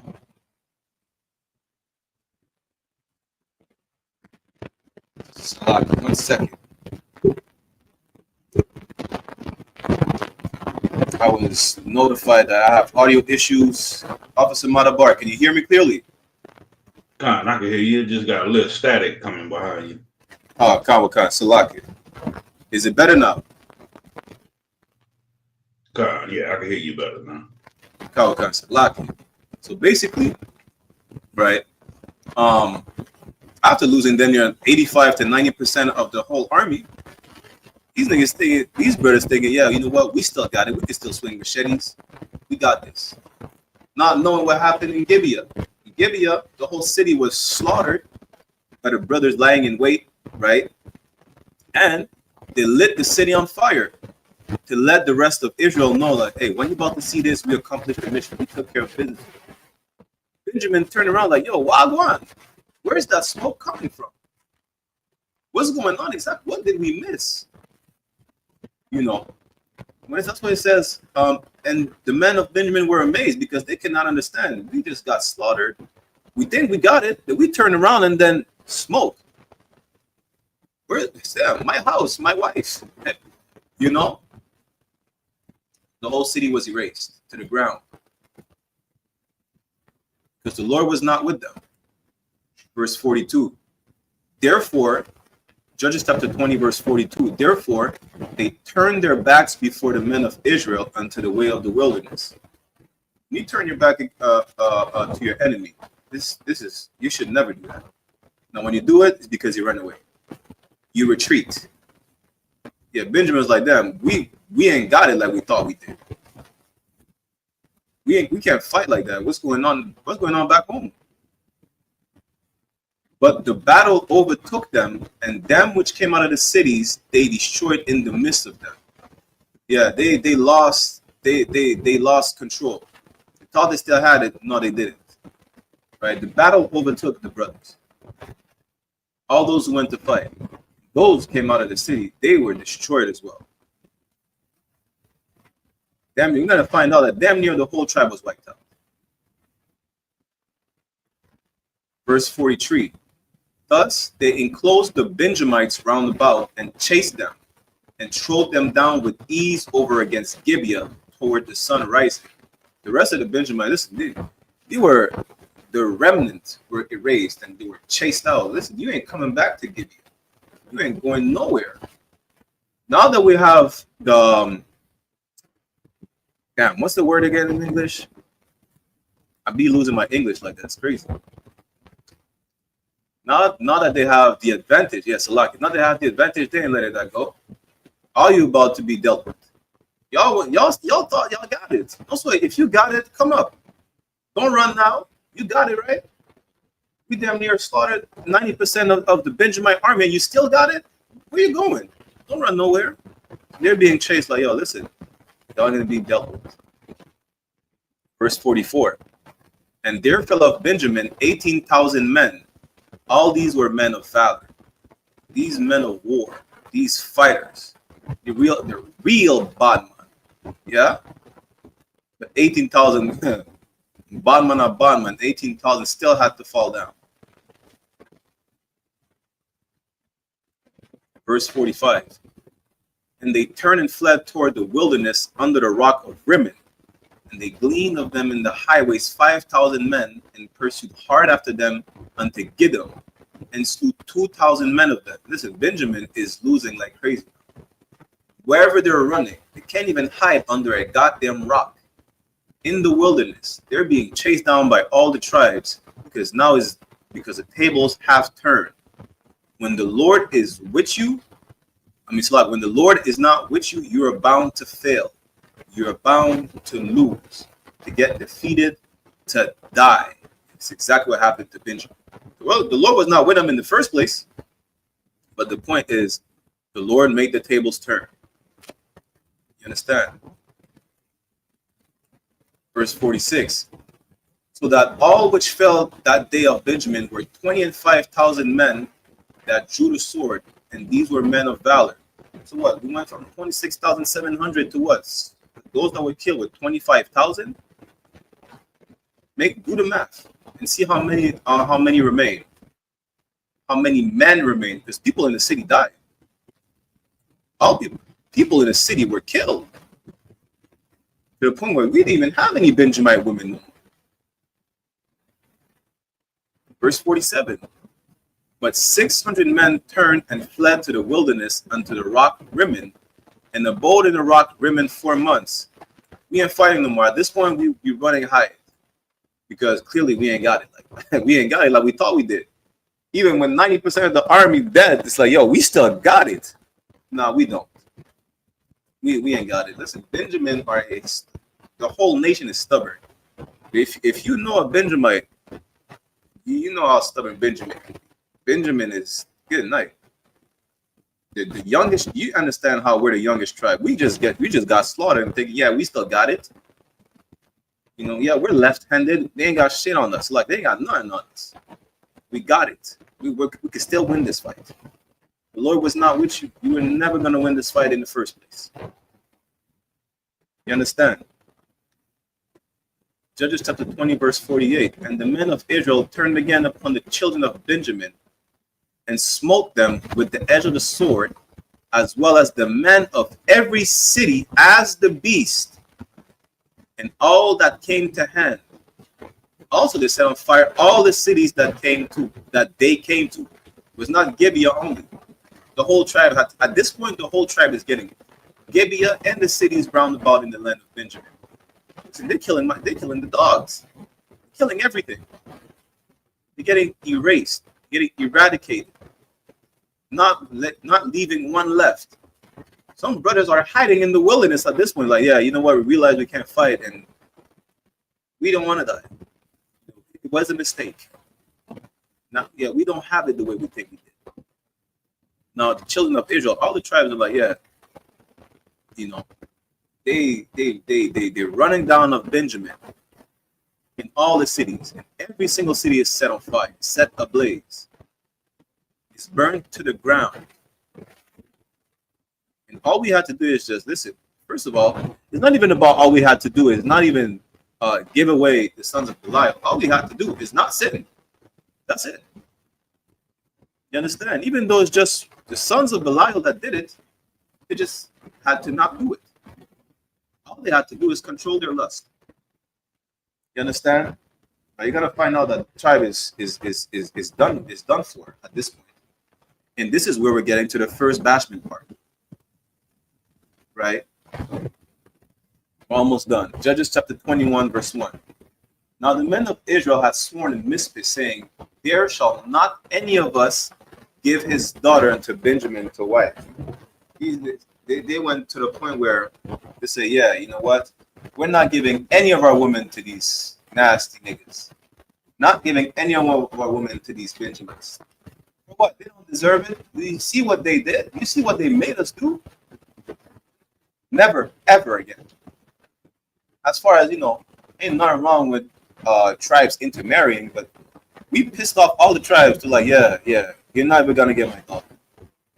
You're not going to get my daughter. You're not going to get my sister. You're not going to get any of the women in my family. You're excommunicated. So, like, give me 1 second.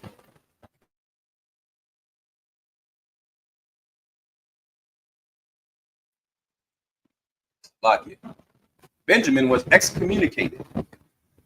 Like John Wick, we were excommunicado. We're kicked out. We're like, yeah, we don't want to have to deal with Benjamin ever again.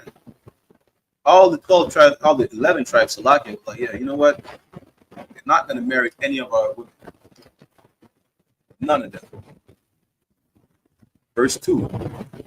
And the people came to the house of God and abode there till even before God, and lifted up their voice and wept sore. I mean, it was a civil war where they had to slaughter their own brother.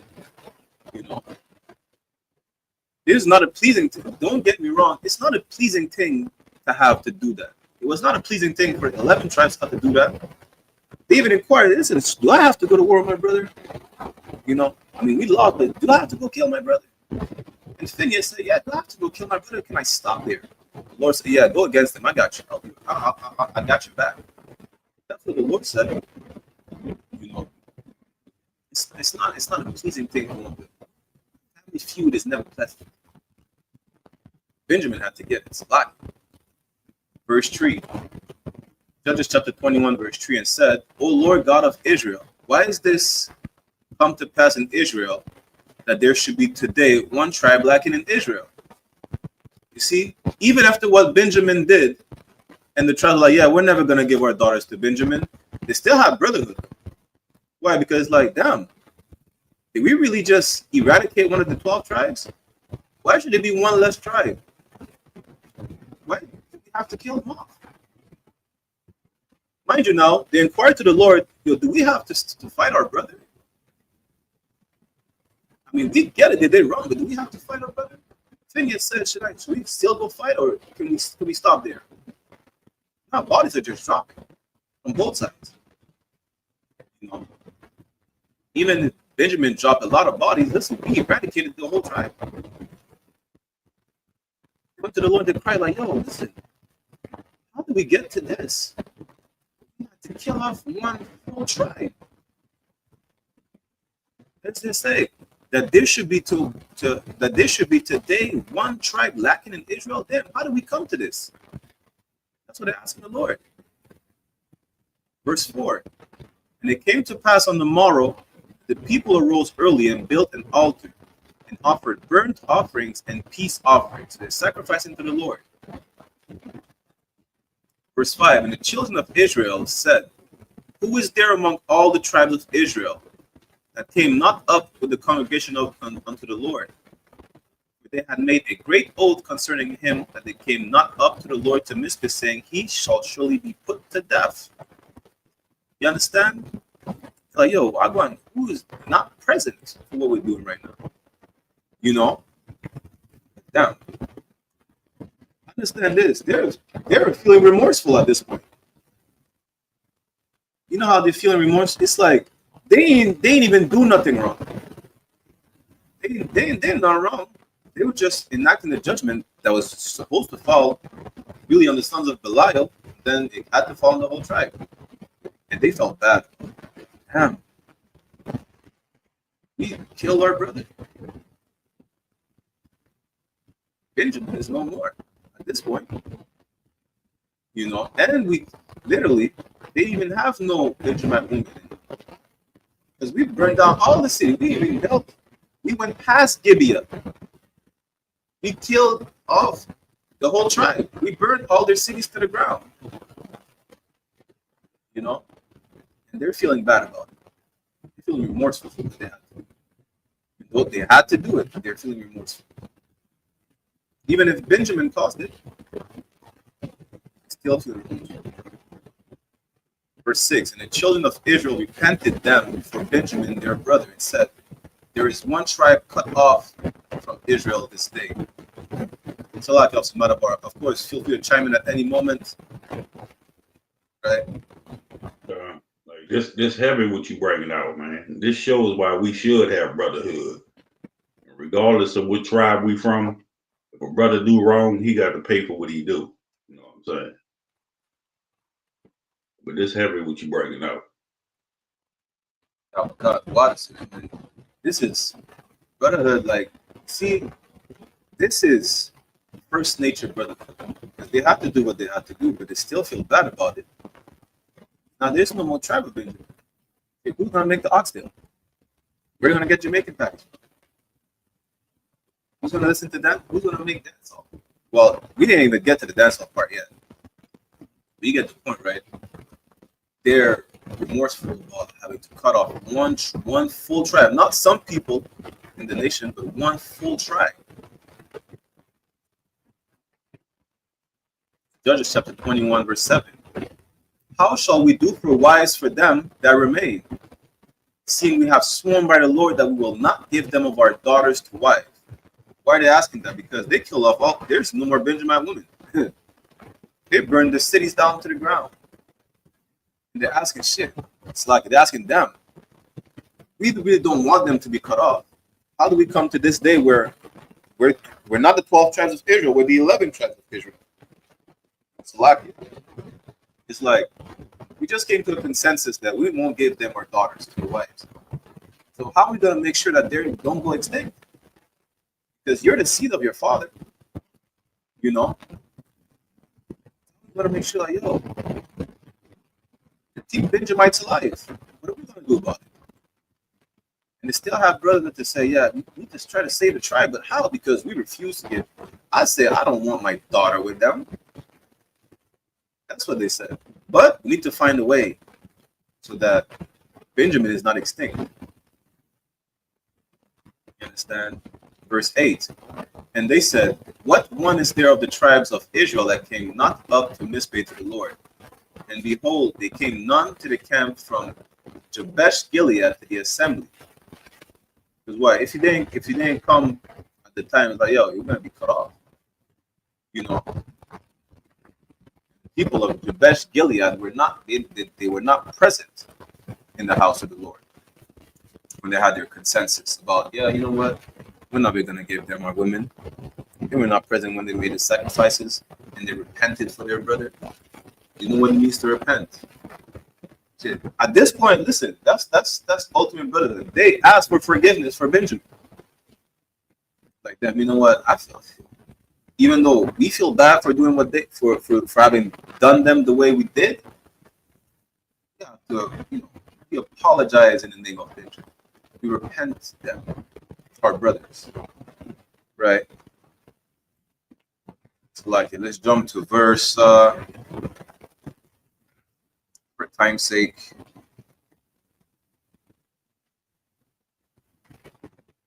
Judges chapter 21. Let me see.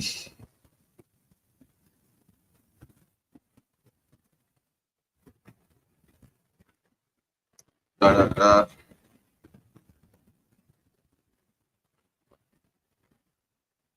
let's go to verse 12, yeah? For time's sake.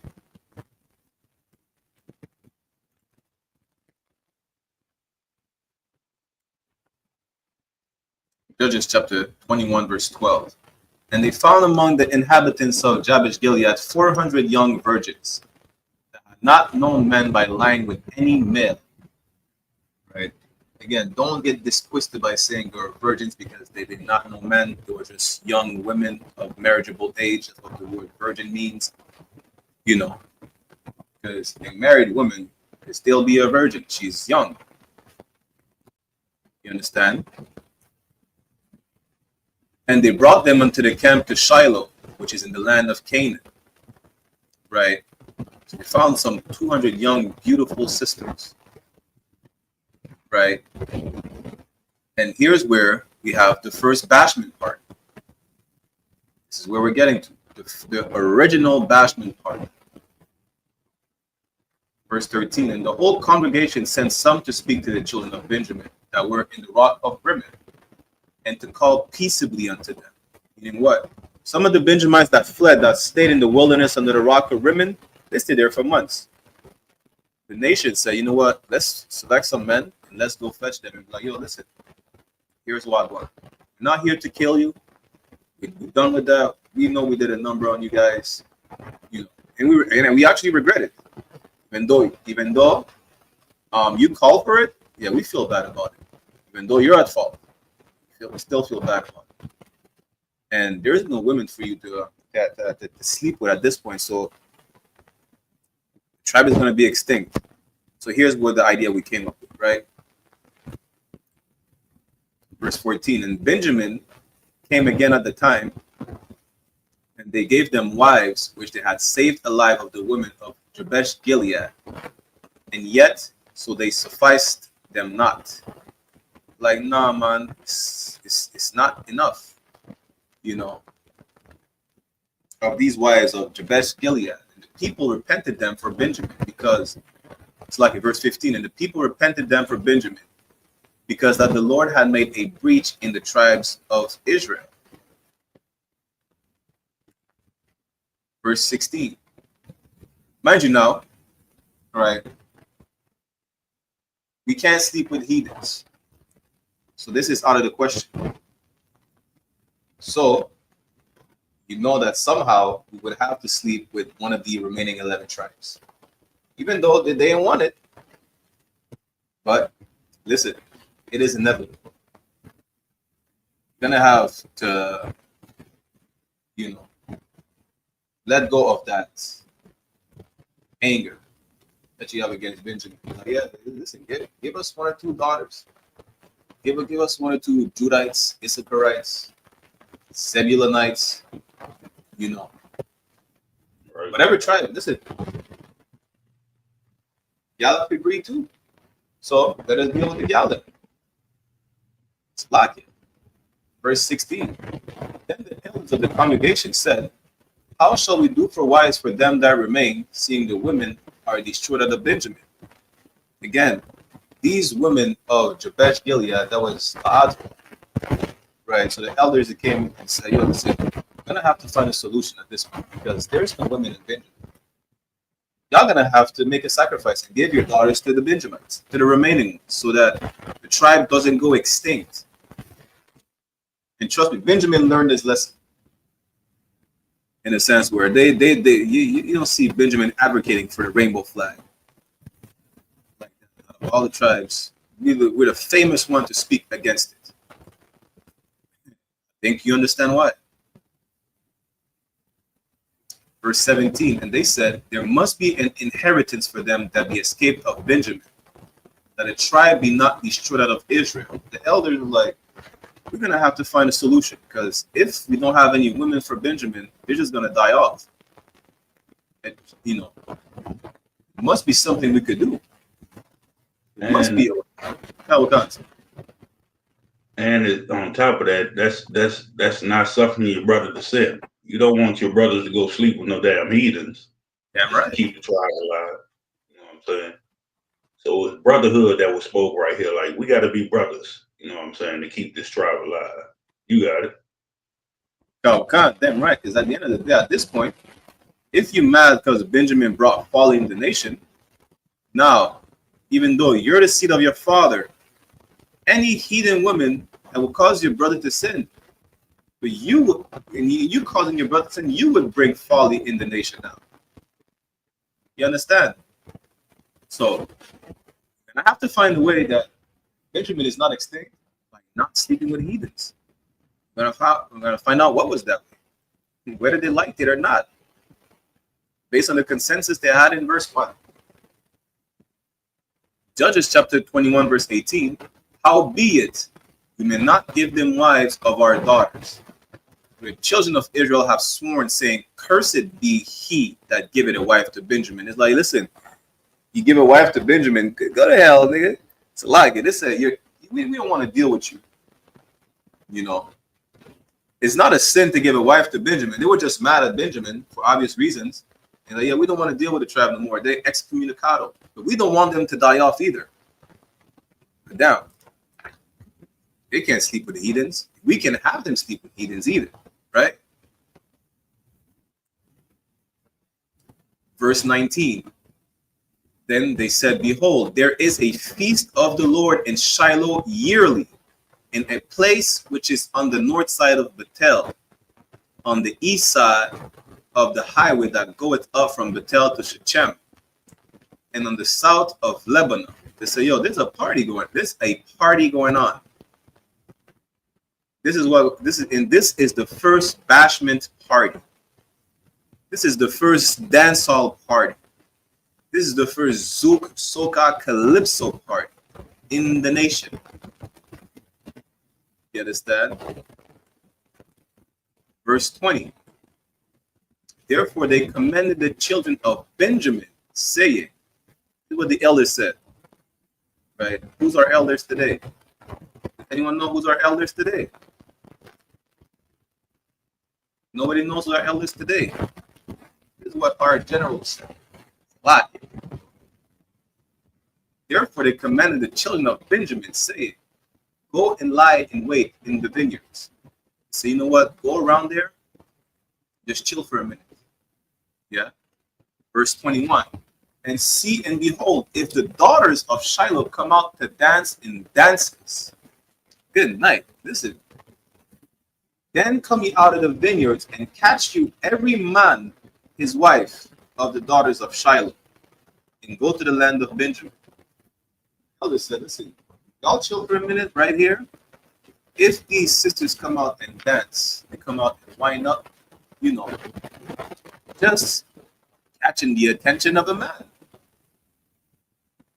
You catch your eye, You go grab the sister. You go dance with the sister. You go wind up. You go soup. You understand? If y'all know how Benjamin dance, not when they overdo it and it looks extremely unlawful. That's not what I'm talking about, right? When they soup, when they have the little bashment parties and they wind up, not by doing too much, of course, right? This is what happened. Benjamin went on the dance floor and grabbed his sister by the waist. Dance.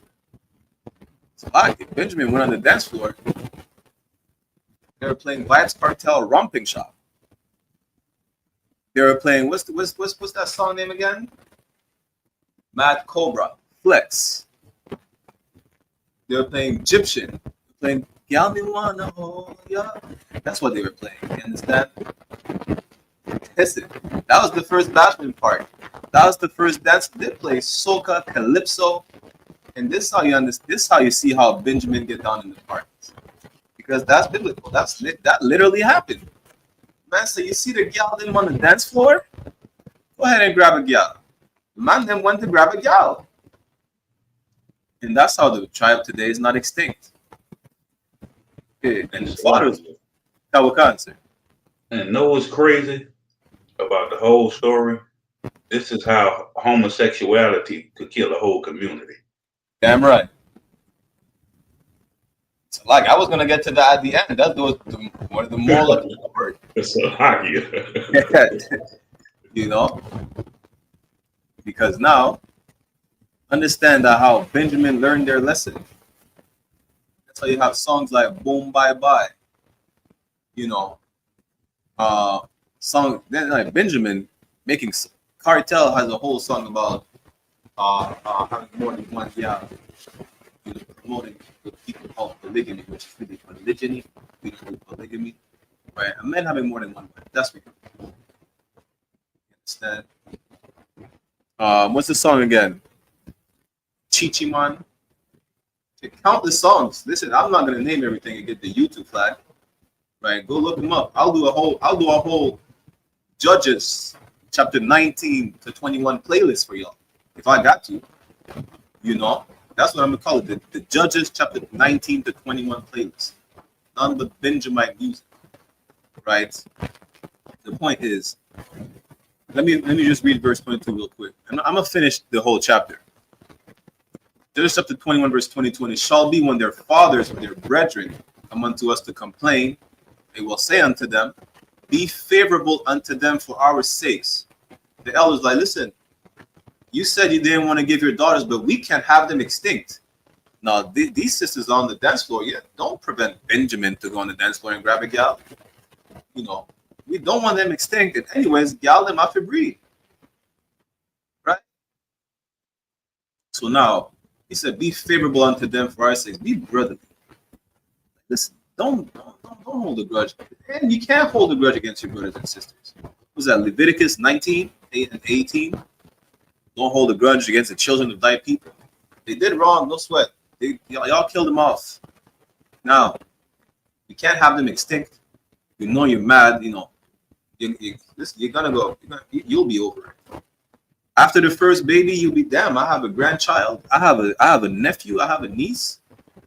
I can't be that mad at you. And you make oxtail. Most High in Christ. Oxtail, goddamn boiled plantain, right? Dachshund. We make doubles. Akras, fried fish, salt fish.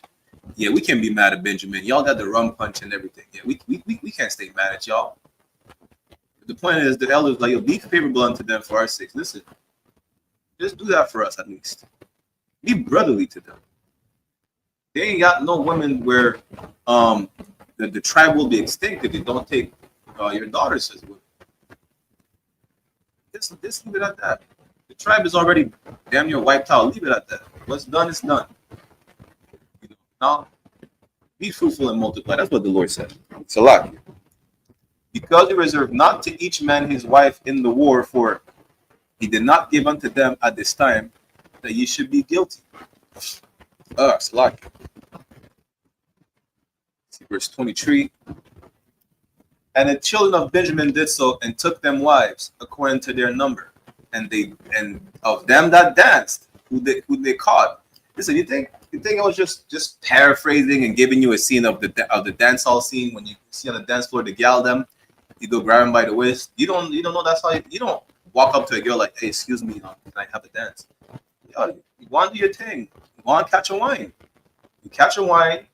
You go with your thing, and you dance the way we zouk, which is similar to Haitian, but it's French Benjamite, right?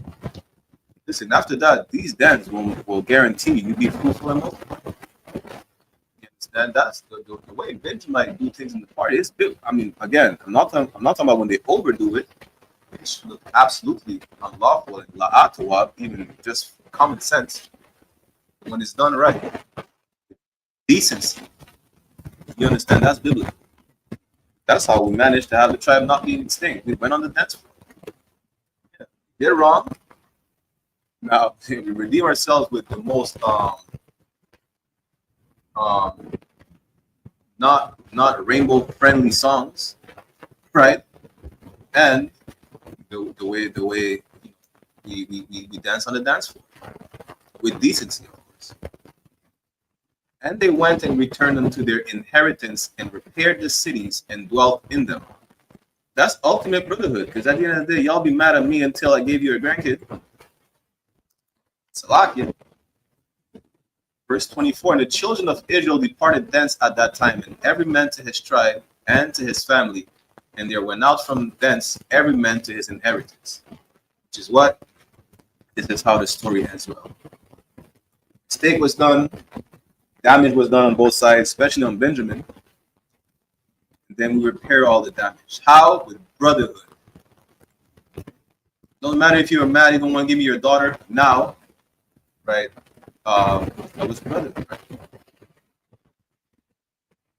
Verse 25, in those days there was no king in Israel, every man that which was right in his own eyes. So Benjamin went to have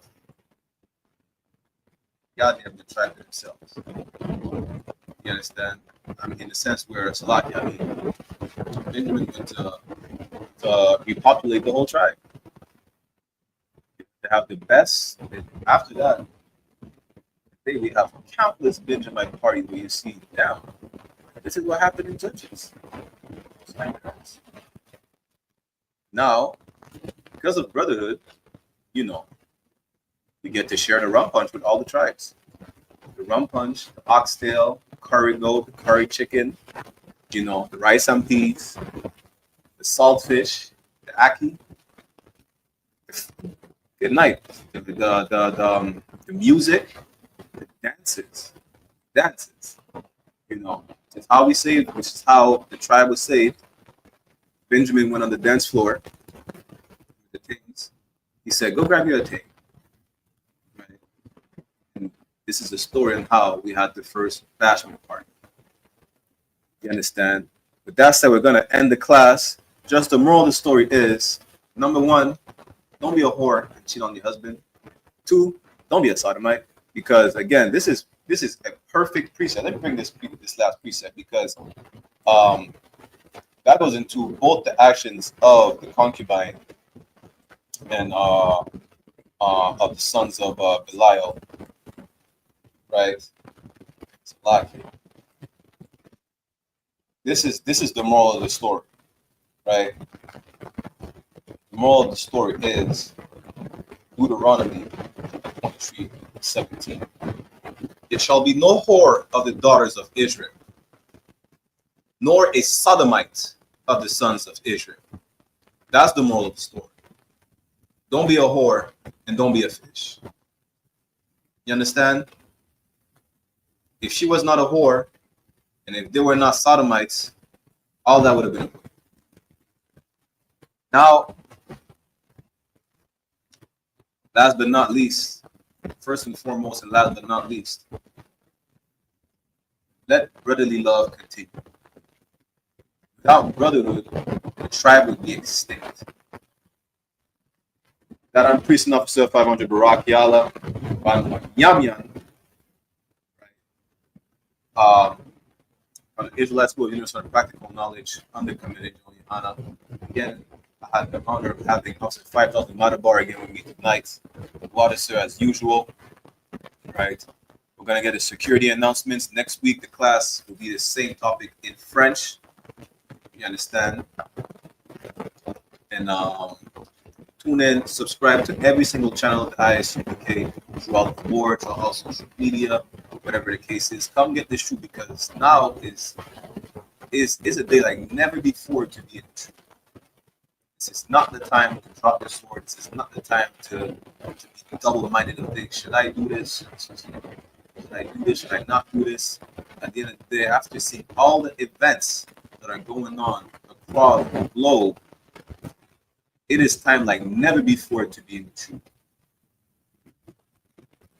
This empire is coming to an end sooner than we think. Yeah, that's I'm gonna get the security announcements. I'm gonna end the class right here. For everybody who tuned into the class, right? Clap it up.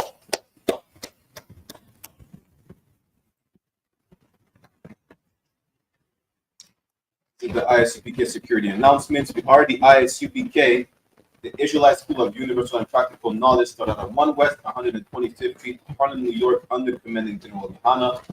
Rule for your brother and sister. When a new brother or sister comes into the school, they're off limits for 6 months. They're to be saluted only. They get to shed themselves of the world. If they need transportation, the teacher will arrange it. After 6 months, if a brother or sister has an interest in a particular person, he or she will get permission from the head to speak to a brother or sister. It's another 6 months in which the brother and sister will court each other. After the 6 month period, the brother and sister will get permission from the head to marry, which is a commandment. Numbers chapter 18, verse 21, and Malachi chapter 3, verse 8 to 10. It means 10 in the Hebrew, ma'aishu. 10% of every penny of any increase the Lord gives you, give to the treasury department and teacher. Priest fund, people offer the priest not mandatory, whatsoever amount you like, covering holy convocation. We have the memorial of blowing of trumpet, which is the first day of the 7th month, which falls on Sunday, the 21st of September, 2025. More about it in the book of Leviticus, 23, verses 24 and 25. Remind you all acting and watching to check the book and word that follow the physical location. Anyone wants to be a true in school, from all black, church, and that's still give the courtesy to the brothers and the courtesy to the individual Imagine, which means to stand.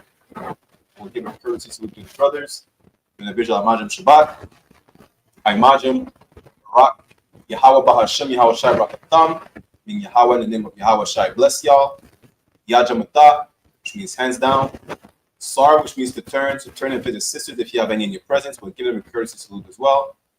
Individual Imajim Shabbat, Imajim, Barak, Yahweh Shamar, Alatan Ba'ashem Yahweh Shai, and Yahweh watch over y'all in the name of Yahweh Shai.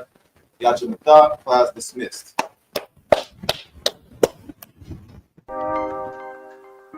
Yeah. I want West in I place once more. Yeah, easy. You wanna know where I come from? You wanna know where I come from? I believe it. You wanna know where I come from? I don't pan the Middle East, but y'all out the West one get the kid peace.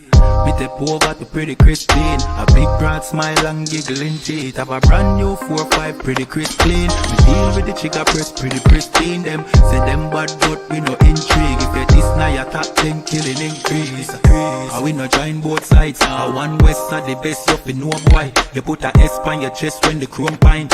Every bone a broke when left lone tribe. Make a force right boy if you know your size. Don't see me on the street and a force fight. You get ratchet knife in your throat pipe. Man will make your chop flesh like your ghost rise. Give up the ghost, make it boat wife. Y'all shut up, bend over, pan to a pint. Fuck you, make you get wet like a boat ride. If you hold tight, y'all, me a hold tight. Alright, no later, then more time. Me have things to do, but got more fight. Lucky where the nanny, y'all do a bright. When we shoot the bumbo clad, you a grind. That's where me come from. I don't pan the Middle East, but y'all out the West one get the kid piece. Me step over to pretty Christine. A big broad smile and giggling teeth. Have a brand new 4-5 pretty crisp clean. We deal with the chica press pretty pristine. Them say them bad but we no intrigue. If you this now your top 10. Yeah, them too bad. I just mouth them off, I just slogan. You coulda big and tough like Hulk Hogan. You get your own a bag, you get total. Send your soul to God, the best no God. The whole fucking clip of your own that. You come set no chop for your own bat. I go get sent off, we run postal. Get a PO box. She say me handsome, she want hold me cocky at ransom. She want hood fi broke, she want yam some. She say breed me, give me that one son. Boy, we have shotgun, we have Remington, we have Magnum. So if a beef you want, you can have some. Anything we come turn in a phantom. How where we come from? I don't want the Middle East, but y'all out the West one get the kid please. Me step over to pretty Christine. A big broad smile and giggling teeth. Have a brand new 4-5 pretty crisp clean. We deal with the trigger press pretty pristine. Them say them bad but we no intrigue. If you this now you talk them killing increase. Increase,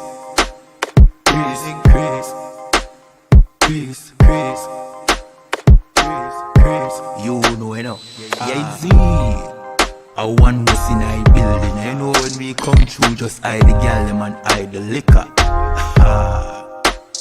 Hey, listen, brothers and sisters, man. If you like what you hear, hit the subscribe button, man. Subscribe to this channel. And also, please, go to isupk.com and pay your tithe. Drop me some cash so we can move around this planet like we need to, man, and do the thing